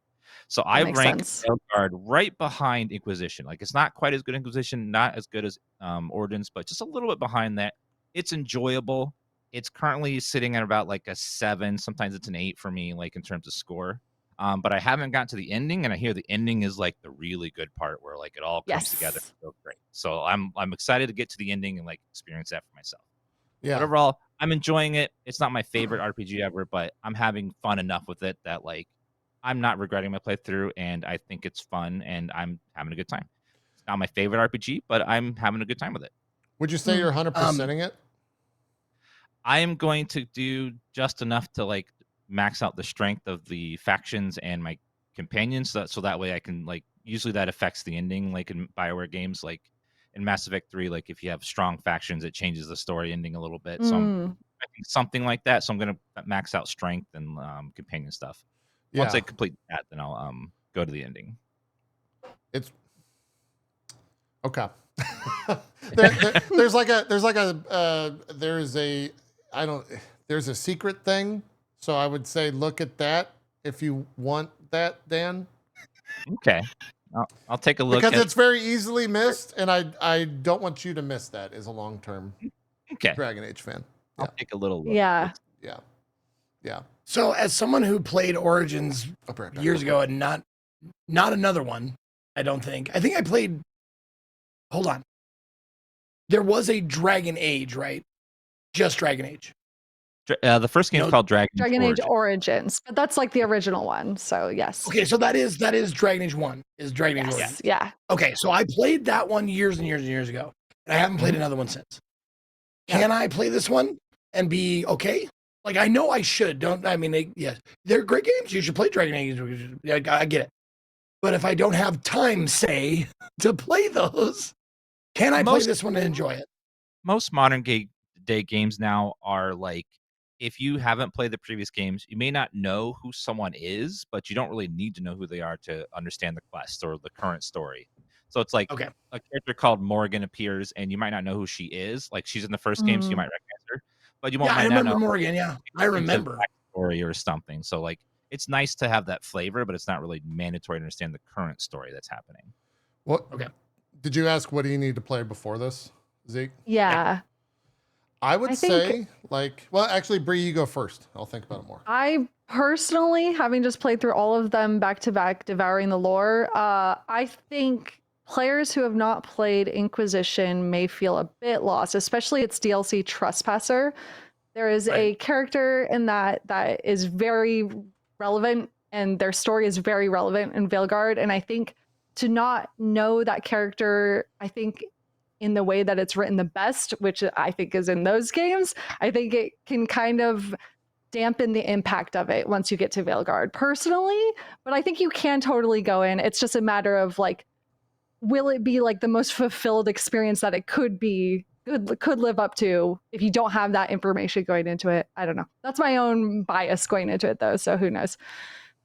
Yeah, I mean, I agree with that as well, because that, and so much it is like a conclusion of all of that. That as someone who knew what all that story was for the most part, but didn't play, I wasn't like super connected to that aspect of this game's story. But at the same time, I still liked, like, I didn't have issues with the story in this that a lot of people did. Yeah. I do feel that like the writing at the beginning of the game is very not what it is at the end of the game. And that sucks because so many people are going to bounce off that really quick. You can tell there was a lot of different writers for the game at different points. Like yeah. It wasn't cohesively written the whole time. Absolutely. Yeah. And you can also, well, for me, it's very easy to be like, that was from a games as a service video game. This was made because they needed something else, not from a games as a service. Like, it's really wild. How easy it is to like spot that stuff. But I never didn't know it was originally a games as a service game until you said it just now. So it makes a lot of sense why there's so much grindiness in the middle. It was going to be a multiplayer game up until I think 3 years ago was when they pivoted. So like I said before, I think we're lucky we got Veilguard as it is at all, especially now having looked at the art book as well and seen all, I mean, obviously with art books, you're going to see all the different directions that a game could have gone.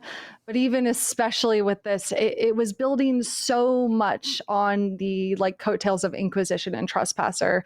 And I don't think they got to fulfill the vision they really, really wanted to make because of EA. Yeah, I would agree with that.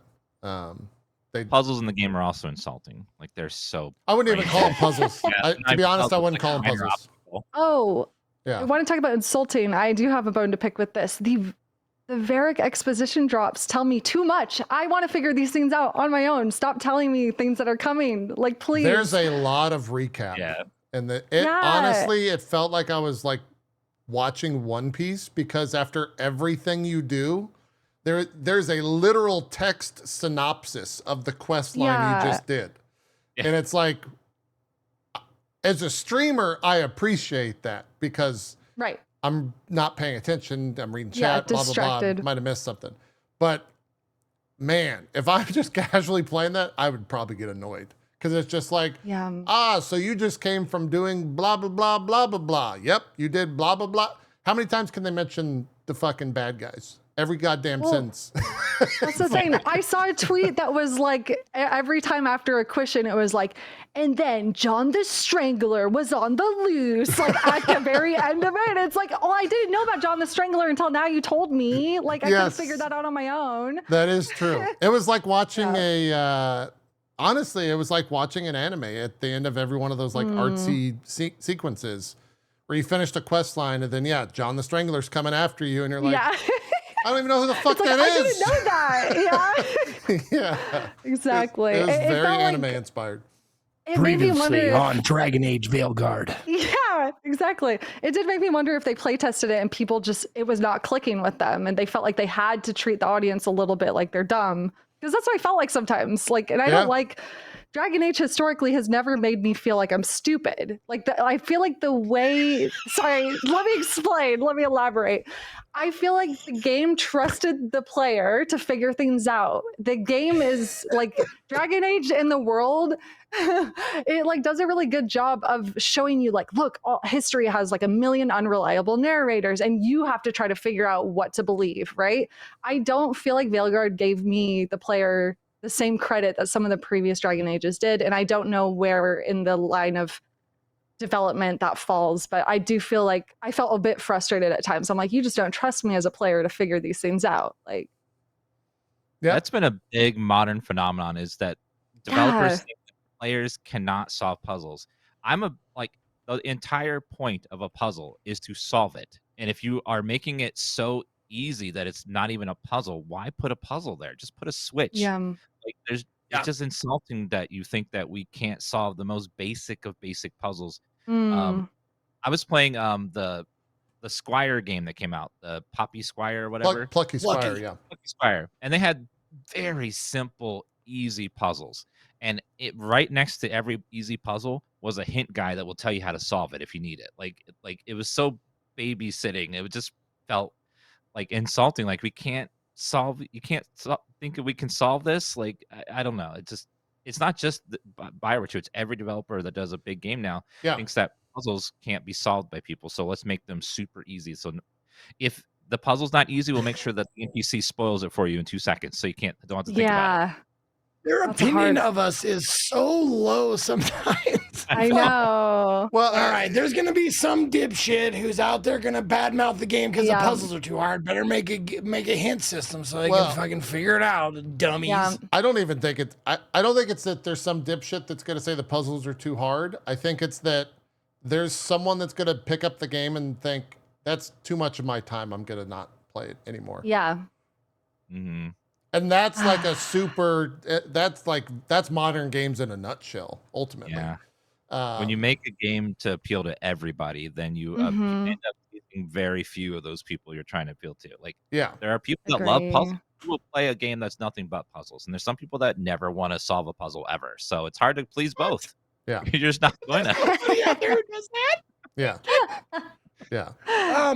No, okay. I wanted to ask JP personally, since you're the person on the panel who knows me the best. Okay.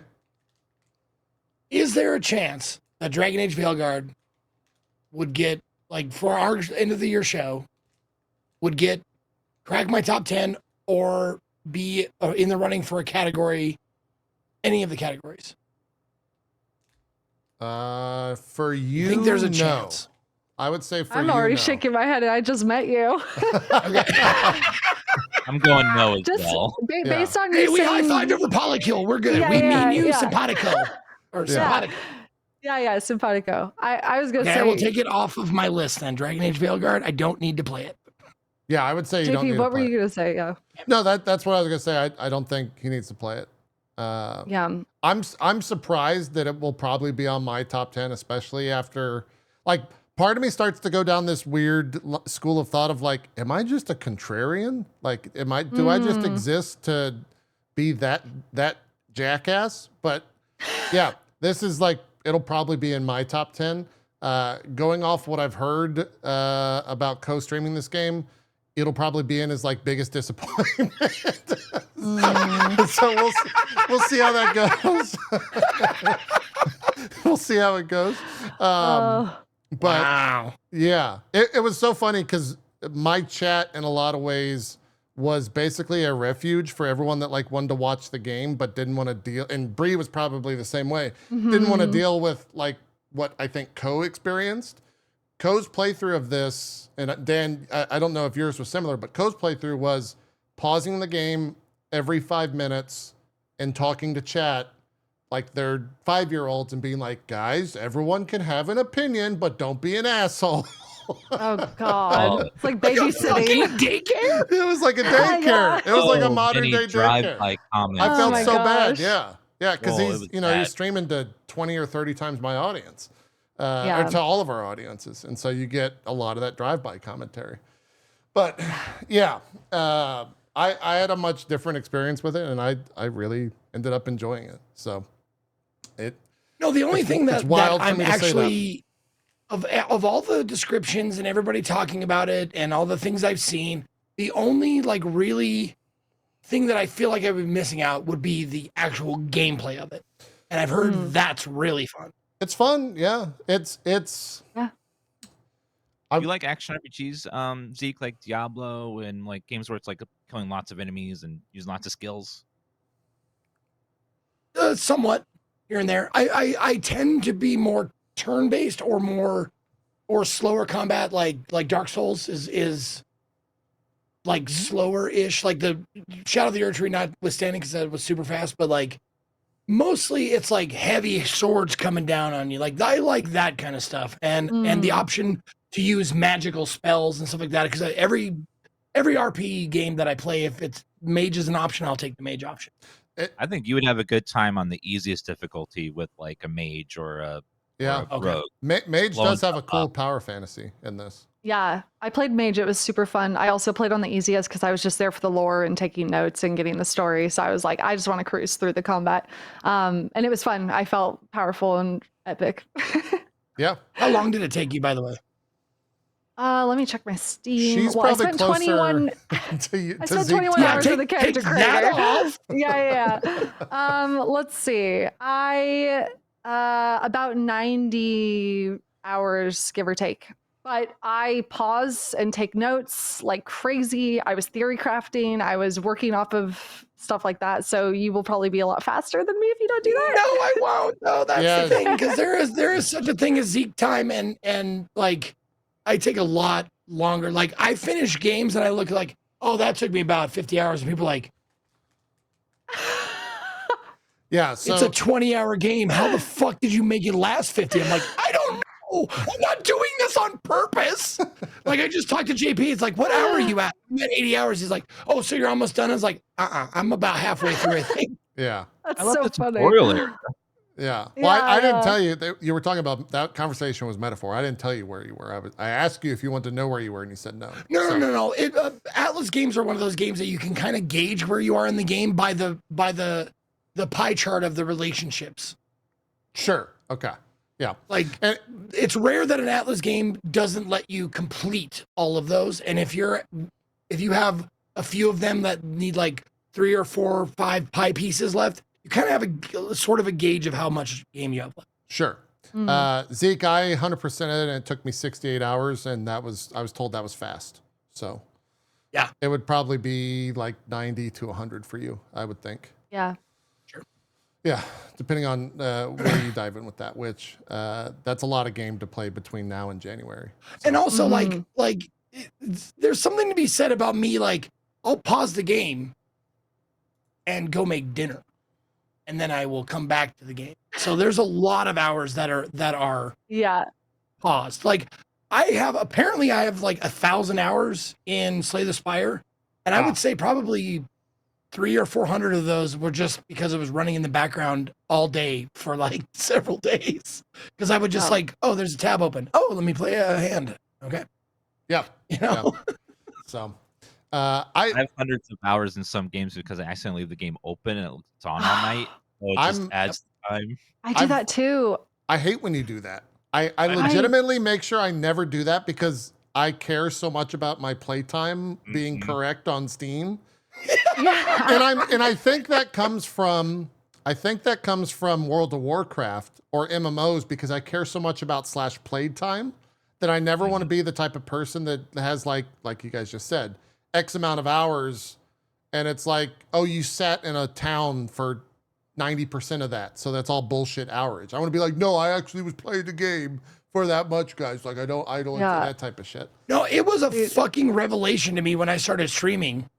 That how I play games. Like I was unaware that not everybody did the same shit that I did, and would like, especially with turn-based games, like I didn't do that perfect. I'm gonna reload until I absolutely do that 100%. Oh perfect. Yeah, that makes sense. When I was like 18, I went on vacation with my family or something, and I left Half-Life 1 open on my PC, and that was like my most played game of all time for so long. for so long until my late 20s, which like trying to explain to people why I have like 300 hours in Half-Life 1 is so like, how do you even explain that? You can't. Like, Yeah, it and was that's the so thing. embarrassing. Everyone's like, oh, just reload the game. Steam doesn't factor in saves. They factor in how long that executable was running on your computer. Yep. So, Yep. No way to change it either. there's no way to Sucks. change. Yeah. So yeah. Anyways, you might find some fun in it. I actually really liked like when we talked about it the first time, Zeke. I really was pretty harsh on the like itemization and combat and stuff. Having finished it, I actually really enjoyed how all that's done. Like, yes, it's 100% like a mobile influence, but a lot of that stuff is so fun to like mix and match when it comes to build diversity that I actually really enjoyed the itemization in the game. But it's 100% mobile influenced because, you know, I was hour 67 walking around in the final area looking for a chest because I wanted my epic chest to become a legendary chest to get like the last little, you know, 1% of damage that's not going to fucking mean anything. But I just want to have all legendary armor type deal to finish the game. And so it's all just like bullshit dopamine hits. But a lot of that stuff is kind of RNG on if you're going to get it or not and when you're going to get it in the playthrough. So, Just to put it to you this way, in Steam, I have 113.7 hours so far in Metaphor, but in my save file, I have 80 something. Got it. Yeah. Okay. A lot of idle time in the menu. Or the start screen. Well, it's just like JP just said. He just said it. I'll sit there and go like, okay, there's a new shop here. That's already an hour, and it's because the way the Metaphor is set up, I go through all of my, because you can't compare item to item. So you have to equip that archetype to see if that weapon is better. Or you just close your menu and write down from the, but it seems to be faster to equip the archetype, see if that weapon is better. And I never use that archetype. Why do I care? I never use it. It's like, hey, that's a better Faker weapon. Do you use Faker? No, but it's a better weapon. You don't use Faker? Oh my God, it's one of the best classes in the game. Zeke, you got to use Faker. I know. And you know what? Probably why I'm spending more time in the game. To be honest, though, Zeke, to be honest, I sat in Merchant for probably 90% of that game, so I never had money issues. Like, you just walk around and do everything as Merchant, just get way too much money. I do that, after I beat the dungeon, I go back through the dungeon several times with Merchant. Yeah, you just get so much just money. To make sure, like, I got money when I leave the thing, because that's, you know what? Fuck this. We don't even need to talk about this. We're talking about... We're talking about Dragon Age. That's what happens with Metaphor. That's how and it goes. I want to say that the fact that you, like, let's call it, you said 90 hours, and that's minus the 20 you spend in the character creator. Yeah. Okay. Which no one's saying needs to do that. I'm just crazy. If it is not an overwhelming yes, you need to play it for 90 hours. Skip. Yeah, I think you skip it. I'm gonna skip it. I think you skip. Yeah. I don't think it's a Zeke game. And I would, in like the grand scheme of things, I hate giving a score or anything, but I would honestly say, unless you're like kind of already in the Dragon Age fandom, it's kind of a tough sell. Yeah. I was like slightly into the Dragon Age fandom, and this game pulled me into it more. So much so that there might be a point where I like go back and play the older stuff, but ooh, you should. Yeah, those games are also so old now that I'm surprised that you like. Did you do any mods for any of those, Brie, or was it completely vanilla? With Origins, there is like a mandatory fan-made 4 GB patch you have to install to even get the game running. And even then, I had issues with crashing. But beyond that, I think I modded like a few like quality of life things into Origins. DA2, I had to limit the cores down to 3 because it was more familiar with that because of the Xbox at the time, I think, the capabilities. But definitely doable, just maybe like a headache, especially on stream, because like there's nothing worse than your game crashing a bunch on stream. Yeah. But worth it. I mean, use Dan as an example too. Like Origins is like maybe one of my favorite games of all time. Like Dragon Age is great, and the world building and the lore and the characters in Origins are just like peak. So good. Yep. Yep. We'll see. We'll see what happens there. The crashing and stuff like that is definitely something that puts me off. Also, like I said, those games are just old. So Yeah. sometimes old games have old systems from that era that doesn't resonate super well with me. So It's a shame they haven't been remastered. I'm shocked they haven't. But yeah, Origin engine is really bad. So yeah, it's rough to get it running nowadays. yeah, yeah. yeah. Well, let's shift from Dragon Age because we're somehow only with 30 minutes left. Talk a little bit of Stalker because Dan, you played that. I did. Man, I have some I think inflammatory takes. Go ahead. I have some inflammatory takes about Stalker because it's ultimately not my type of game at all. Having never played a Stalker before, I wasn't sure how I would take to it, and it is not a game for me. Yeah. How do you think, Dan? So if anyone has not played Stalker, Stalker is a series where it's a kind of a sandboxy first-person shooter.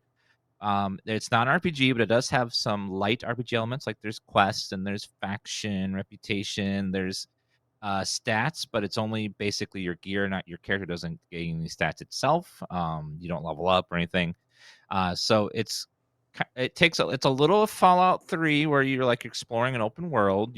It's a first person shooter.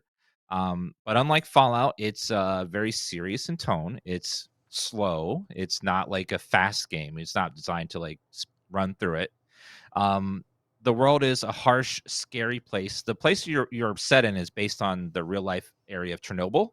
They had a meltdown there a while ago, and people still don't live in the center today. There's still too much radiation. So in this fantasy version of it, like some scientists moved into the zone, and then they were doing some experiments, and they caused this like eruption, and now the area around the zone is like full of mutants and anomalies, and like they ruptured some like veil that was protecting the earth just in this zone. But outside the zone, the world's normal. So it's just this little area. So unlike Metro, where the whole world is like gone, it's just this little area called the zone. There's powerful items called artifacts in there that sell for big money. So stalkers go into the zone to try to find these artifacts that are caught in these anomalies and trying to buy mutants. So it's very dangerous to get them, but because it's so dangerous, they're worth a lot of money. So that's what people go in the zone to try to get these things out of there. So inside the zone, there's factions fighting for control. There's mutants. There's these things called anomalies, which are kind of like supernaturalist traps where like just you step on a place and fire shoots up out of nowhere, or a giant whirlwind will throw you into the air. And you walk around these detectors to try to find these artifacts and use bolts to try to trigger the often invisible anomalies to like find these things. The gameplay is very slow. You like walk around slowly, you scout out an area, you see who's there, you take out the enemies or the mutants. They got some really scary mutants, like bloodsuckers are particularly deadly in this one. They're invisible and they jump out at you and kind of. So it's a little bit of horror, a little bit of first person shooter, a little bit of like RPG. It's not a game for everyone. It's not a game designed for mass appeal. It's a game designed for people that are fans of Stalker. Like if there are people that are huge fans of Stalker, I know Ko is one of them. And if you love Stalker, you're going to love this game because it's more of what made the old games good and interesting to people. But it's not going to be for everyone. A lot of first-person shooter people find the gameplay slow. They find the AI kind of dumb. But I think that's more bugs right now because unfortunately the game is a bit buggy. So the AI isn't working properly. The spawning isn't working properly. There's some balance issues. There's some stutter. So my best advice is if you haven't played it yet because you're willing to wait, I would wait a bit longer because they're going to patch the game and they're going to get it in a better place. But for right now, it's a bit buggy. If you like Stalker and you just can't wait to play, it's good enough now for most people. Like we're able to play. The bugs aren't super bad. It's just like occasionally annoying bugs or some balance issues. Is it like a gameplay bug or hardware like for bug? example, one of the biggest bugs is that enemies sort of spawn right on top of you. Like there's not supposed to be that. like you'll be walking, all of a sudden, boom, there's a bunch of bandits like 2 feet away from you that weren't there before, That or sucks. mutants, or pack of mutants, and that could be really annoying and like can make you waste ammo and stuff. But if you like the old Stalkers and you didn't mind dealing with the bugs with those games, because those games were pretty buggy in launch as well, it's fun enough to play now. But I recommend most people just to wait, give the game another 6 months, give it a year, and then it should be in a much better place. Because people are also having performance problems where there's stuttering and crashing and some gameplay bugs, especially as you get further away from the starter area. The game becomes more buggy because they have less time to polish it. So if you like the old Stalkers, you want to play now, it's fine. Just go ahead and jump in. It's on Game Pass, so a lot of people can just play without having to pay extra and see how it runs for you. See if you like the bug, see how it runs currently. If you don't mind it, go ahead and play for it. I'm having fun with it. I really enjoyed the old games, so it feels really good to me to like play a modern version of that. But even I'll admit there are bugs. There are that sometimes get in the way of like, well, there's one bug in the city where the walls are flickering like this, like the 2 textures are flickering on Oh, every single wall. Gosh. Yeah, there's fighting, and Is that it's an pretty bad. RTX issue or is that just a bug? It's like Z fighting where it's Oh, okay. caused by an integer problem, so they like the texture doesn't know where to stop, and it just keeps going back and forth. So Mm. yeah, so there's little things like that. Um, I'm having a good time with it, but it is a slow game. It's not fast paced. It's not like Call of Duty or another big shooter where you're like jumping from thing to thing and things are happening quick. It's a slow burn game. So if you like slow burn games, I think you'll enjoy it. And it's on Game Pass, so check it on there. It's free for most people to check out on Game Pass. So give it a whirl, see how it runs for you. Yeah, Overall, I'm having a good time with it. as someone who bounced off it pretty hard, I would say like definitely check out Game Pass. That's the best way to handle it. I didn't have any.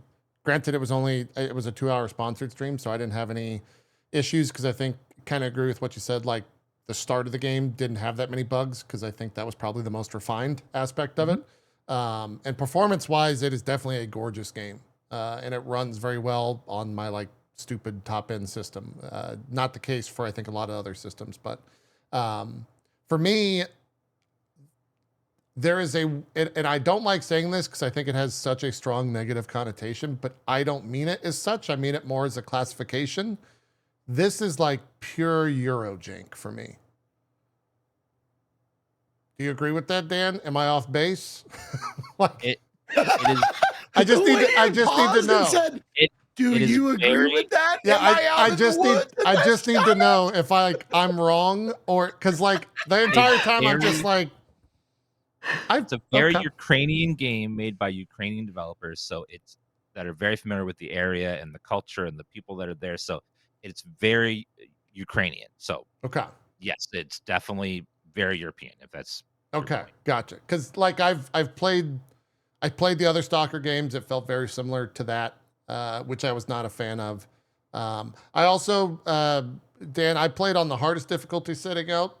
Mhm. Is someone new to Stalker? I don't recommend that. Do not to get your feet wet. Yeah.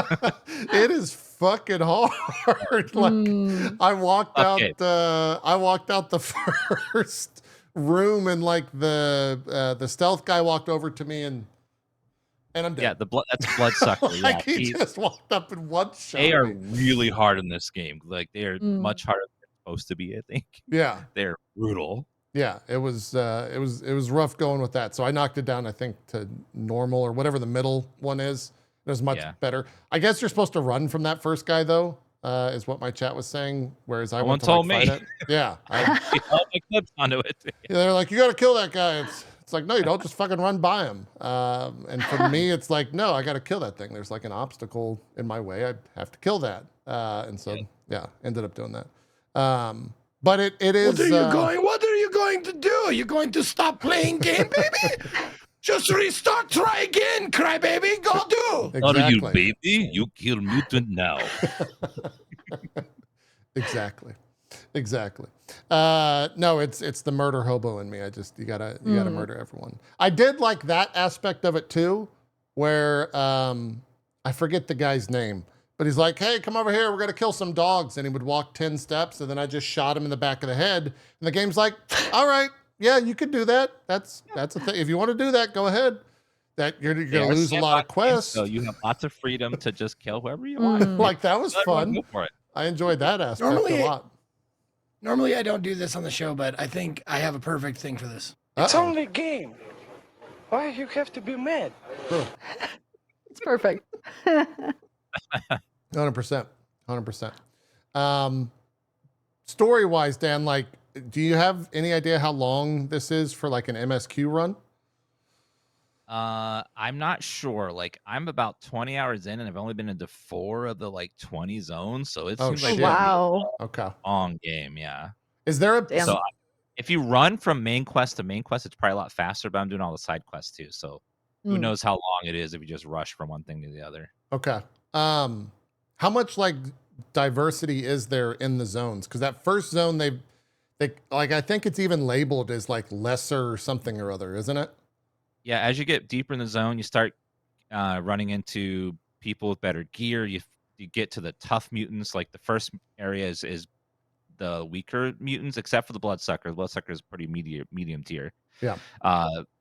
Eventually, you get to Chimeras, which are a pain in the ass, and then Snorks, which go in swarms, and then Psy Dogs, which are crazy.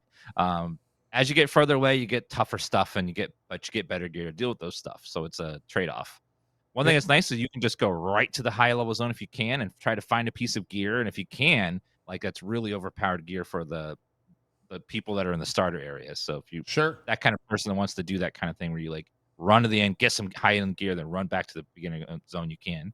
Is the loot randomized or is it all set in place? Some of it's random, some of it's static. Okay. Most containers where you open them are random. Anomalies seem to be artifacts seem to be random too, the ones that pop in. But if there's like a suit of armor just sitting somewhere, usually it's always there. Okay, got it. Cool. Yeah, I like I said, I settled on the fact I just not the type of game for me. I think that's fair. Yeah, it feels rather divisive in this. Like you'll know pretty quickly if it's the type of game for you or not, right out of the gate, which is kind of I guess a good thing, a good aspect of it. That's one thing I like about this game is they made this game not to be a mass appeal game. They made this game to be for Stalker fans game. So it pleases those people very well. Like people that wanted more of the old Stalker games are going to get that. Sure. Instead of trying to make it like trying to satisfy Call of Duty people and Stalker people, which they probably would have appealed to no one.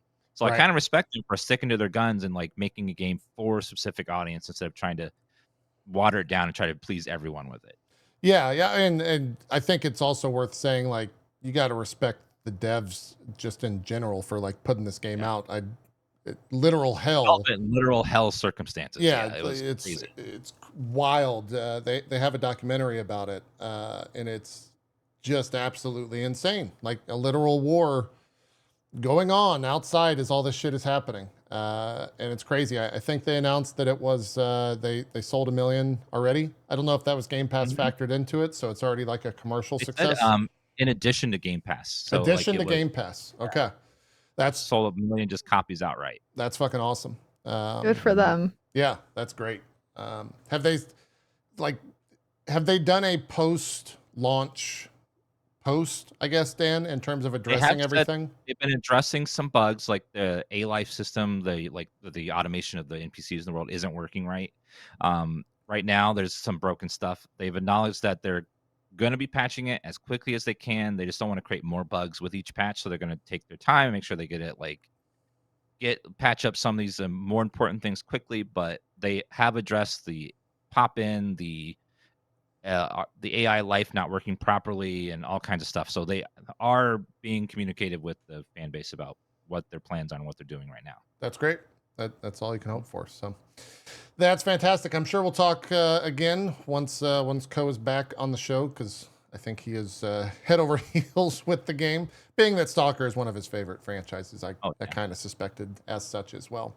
We got about 15 minutes left. Zeke, I assigned you with a game to play yesterday. Oh my God, I'm glad you brought this up because I've been fucking sitting on this all day. And I heard it was just as good as I was hoping it was going to be. Tell me all about Ratcatcher. Ratcatcher? Oh, Ratshaker. Ratshaker. Tell me all about Ratshaker. I've seen this. It's Go please, Zeke, tell the people about. okay. Let me just preface it real quick by saying this game was made in 48 hours by a few different people for a game jam. As far as I think the idea was for a game jam. I don't know if the entire game, but we had a dev in chat, and it really pissed me off that they were there because I really wanted to say some things about the game.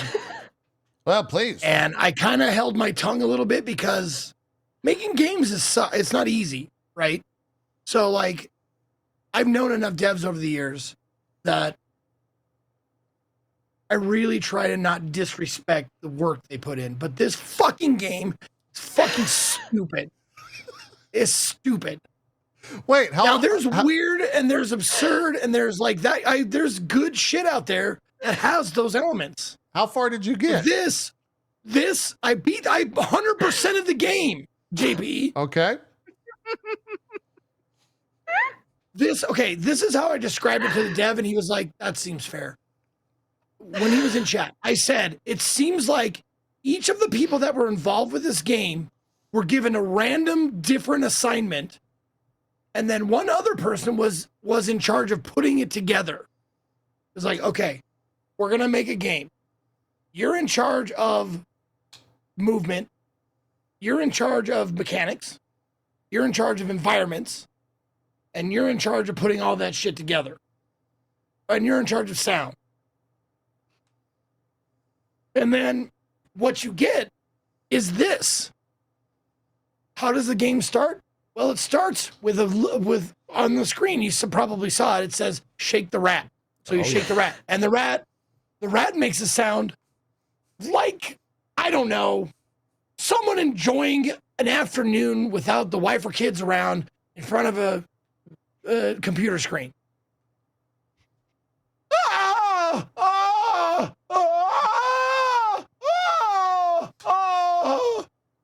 And that's the way the rat sounds. And then eventually the rat is like, whoever voiced the rat was like, that's long enough.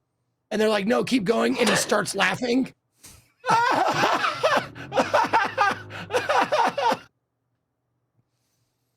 Now, how do you think you get this door open? Now I don't want to show. This might be big spoilers here, Zeke. No. You're right. It's obvious. It's obvious. It's obvious how you get the door open. You squeeze the rat to get the door open. You squeeze the rat to do everything in the game. Shake. And no. Oh, you got to squeeze, not shake. Let me finish. You squeeze the rat to get through the door, but that takes chunks out of your Ratshaker meter. So you shake the rat to fill the meter back up again. So every interaction you do with the game, you squeeze the rat at it, and then like a television will turn on the TV or the radio, or you'll pick up something. And then you shake the rat to build up that meter again. So it's a constant cacophony of this fucking rat throughout the entire game because you have to shake it in order to squeeze it. Whoa, what's going on with that door, Zeke? That's crazy. Whoa. You go through the door, and then you go through this weird house. And if I was asked, like, are there elements of horror, gore, and that kind of stuff in it? Yes, there is. There's a lot. Is the game far too dark? Yes, also that too. The game is way too dark in parts as well. But you do get the only power up in the game, as far as I know, is you get to a certain checkpoint and you crack the rat like a glow stick, and the rat glows for you in front of you. Yeah. And let's see. Oh, just like find this. Find what? 7. Exactly. What? Find what? What? Find what? 1-800. Here's a commercial. Rats? Here's a commercial for Ratshaker on the TV for no reason. For absolutely no reason. I want to play Nothing in this game is explained or has a reason. Nothing. Now, let me ask you guys this. With all of that I've said, are you planning on playing this? Because I don't want to spoil the only thing that I can spoil in the game if you're planning on playing it. Oh, you're not? Okay, good. Let me just go ahead and spoil it. After I beat the game, got to the credits that is, after 60 something minutes. I thought you were going to say hours. I was scared. No. The dev said, go to the barn. So instead of going to the first house, there's a barn off to the side. And can you tell me what you get an achievement for going out to the barn? Can you tell me the achievement that you get once you step foot inside the barn? I will give you $100,000. It's high stakes. I don't know. No. Barn no burner? clue. Shook the rat in the guesses? barn. No. Okay, so you walk into the barn with your rat in front of you, and as soon as you take a few steps in, a fucking anvil falls on you and game overs you, and you get an achievement for it. Hell yeah. Hell yeah. That's insane. Hell yeah. Oh my god. This Does the rat have fever dream of a refractory game. Period? I didn't think that I could dislike JP more than I already do. Oh my god. But Look. there was more to dig. There was a deeper well to go. I Look. can keep going, I Zeke. guess. Zeke, all I got to say is this was the best game you played yesterday. Was it the best game you played yesterday? I mean, honestly, no, this is gonna... Oh boy. I'm gonna tell you it wasn't the worst, and that is saying something. Okay. All right. The worst game I played was the next game called Finnish Cottage Simulator. Oh, God. Okay. Oh. That piece of shit. At least this game was over in a little over an hour, and I got all the achievements. I got 100% at all 9 achievements. I got don't go into the house for a minute after opening the door, get crushed by an anvil, beat the game, crack the rat into a glow stick, watch the advertisement, enter the house, kill the rat, shake the rat 100 times, shake the rat for the first time. I got all the achievements on that game. Yeah. And in that, after that, I was like, I need a game that actually makes sense. And I picked Finnish Cottage Simulator, or the audience picked Finnish Cottage Simulator, and that made even less sense to me than this fucking game. Because the object in Finnish Cottage Simulator is just to relax. Nice. You needed to after shaking the rat all day, like really. Yeah. Okay, I'm going to quote Jerry from Rick and Morty. Uh-huh. When the Mr. Meeseeks comes out and tries to teach him how to golf. And he says, Jerry, you got to try to relax. And he goes, have you ever tried to relax? It's a paradox. It's true. Uh-huh. Yeah. Oh, we're getting to the dark That's part what of the game. Finnish Cottage Simulator is. It's like the goal of the game. Don't even put it up on screen. I don't want to give it that much. No. I got to be careful here because I know what this game shows. Rat spoilers. Well, it's What game disturbing shows? material. The rat catcher. Oh. The Ratshaker. Disturbing. Yeah. No, it's man. And I have a good sized battery, like for weird, absurd, surreal. Like I like that shit, but it's got to have some sort of cohesion. This has none, zero, zip. What I got out of it, I'm dumber now for having played Ratshaker. It took things from me that I will never get back. Well, you can thank my beautiful, curated, distilled TikTok algorithm for finding this game for you, Zeke. No, and part of like I don't feel too bad like talking about it, honestly, because I'm giving it. Well, how long have we been talking about? Like 15 minutes now? Yeah. 10 minutes? It's gonna get some more purchases from me Oh, just talking 100%. about it right now. Yeah. As like white elephant gifts or like Yes. Try this game, troll. And it's only $3. That's It's the $3 one game. redeeming quality of it, is that it's $3. I'm And sold. just give it to a friend or an enemy and have them come back and go, did I not get this? Did I not understand this game? Is there something that I'm missing? I got all the achievements and I still feel like there's something I missed. No, you didn't. It's truly a radicalismic turn of events, Zeke. It's super like viewer streamer bait kind of a thing. It is 100%. It's like Yeah. it's like he's gonna play Ratshaker. Watch this. It's correct. Yeah, it's correct. But I'm Amazing. glad he played it. I'm Yeah. glad he played it. Yeah, you're just shaking the rat. No, I mean I wish you guys the whole time. Here, I'll play it for stream. But you guys in Discord or you guys in shut Phoenix up. won't be able to hear it. Okay. But yeah. There we go. Oh, you blew up the might have- house. Yeah, you might. Yeah. That's Oh man, Another this is thing. some fantastic VTubering You're here. gonna thank That right there. Oh wow. This is what you made me play this, so I had to tell people this is what it sounds. It's fantastic. Oh my god. I just want to take a second to say, like, playing games like this, okay, and having people like just you a watch little me tiny play bit of games fast forward like because this first has part earned me something. takes forever. To celebrate, I get Yeah, the timeout you gotta after go- ETM. You gotta build the rat up. Yeah. Yeah. I asked, does it have a refractory period that it can be shaked? Like, shaken? Is it like, okay, chill? I knew killing the No, rat was a bad she's idea. always ready to yeah, go. it Okay. It it'll does. tell you stop. Oh, you gotta hit stop. Okay. Okay, it does. You gotta hit stop. Feel it. Feel it. Feel Amazing. it. Taste it. Oh my god. Taste it? Listen. It doesn't matter how much you shake me, you can't undo what has been done. Yeah, those cryptic messages that mean nothing, pretty much. Oh my god. I love it so much.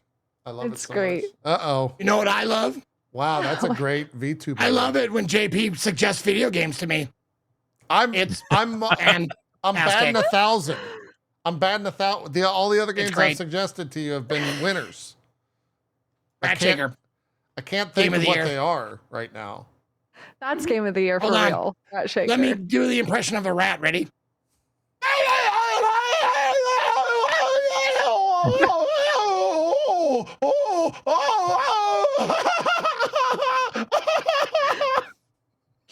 They should If it's hire you got for that Ratshaker too. bed sheet, that's just your giant face like that. Is there a what? Dan, what was that? You should have a you should sell bed sheets that are just that face. I Just used to like have that. socks almost a decade ago. I sold some itmeJP Happy socks, yeah. But we should do a bed sheet of itmeJP Happy. Be a good one. Zeke, final question about Ratshaker. SnowRunner or Ratshaker? Ratshaker. Ratshaker over SnowRunner. Okay. Wow. It's a little over an hour long, and you can do everything. So yes, absolutely. Just for the short amount of time that you are tortured. Like, do you want a moderate amount of torture over many hours, or a whole shitload of torture but only an hour? Fair. Yeah, get it over with. Fair. Yeah. Yep. Ratshaker currently sitting at very positive 460 reviews on Steam. Top review. That is not, I brought that up. 96% of the 460 Steam reviews are positive. 96%. Hey, What, chat, what game did I compare it to? I was like, okay, let me look at another game and see what it compares, like, as far as percentage goes. There was another game that I was like, this got 95%. I don't remember which game I compared it to. It might have been, was it Tunic? Oh, one of the Oh my God, reviews. no Tunic. way. Tunic has 91% positive. yeah. One of And the Ratshaker reviews. has Hee hee, me shake rat. Fantastic. And every time I think about that, I'm like, oh, that's why elections around the world end up the way they do because I'm not in the majority. I like this guy says, I have been shaken. That's the review. 3 people found this review helpful. It has lumen lighting that you can turn off if your PC can't handle it. Didn't expect the game to end that way, but shaking my rat after the presidential election wasn't on my bingo card. 8 people found this review helpful. Oh. I consider the rat my friend, so technically this was a co-op game. Positive. I really like shaking the rat. 10 out of 10. Thumbs up. Shake the rat and let it change your life. No, like reviews for this game is like, it's like open mic night. It's like, let me see if I can polish up my tight 5. Here we go. All right. I'm going to put out a quip about Ratshaker. It's going to be positive because everybody knows that it's one of the worst games I've ever played. There you go. Who else up shaking they rat right now? 5 people found this review helpful. Oh my God. Oh man, I love it. No, I did that. I put myself in the position so the arm was like right here shaking the rat. Of course I did. But the novelty of it wore off so fast. It was like the worst stick of gum I've ever had. I love it. 10 out of 10. 10 out of 10. Beautiful. Well, hey, that's the show. We didn't cover anywhere near the amount of news. We didn't talk about Sony potentially buying Katakawa, which includes From Software. I hope that doesn't go through, but quote, no decision has been made at this time. We'll see what comes from that. I'm sure the next week will let us know how it goes. PoE 2 had a big reveal. We'll talk about that next week because Zizarin's going to be joining the show. Zeke, I guess we need to have a conversation off stream. If Ko's not here and it's just me, Ziz, and you, I don't know if you want to be on that show. Because we'll probably just talk PoE for the whole time. And I don't know if it makes sense, for you to be there. Listen, it's not that different from you and Ko being on stream with me. It's really not that different. I'm just going to sit back. It might. And I'm going to make, I'm going to throw in some color commentary, make some fart jokes. We'll have a great time. Okay. All right. We'll talk. We'll see how it goes. And then I don't know what happens after that. What else is there? Dan, did you check out, and Bree, you might even be interested in the Avowed hands-on impressions. Everyone's like really up on that game now. They're saying it's actually like super fucking fun. So Yeah. I'm excited to try it. I hope that's the case. City makes some fun games, so I hope it's good. Yeah.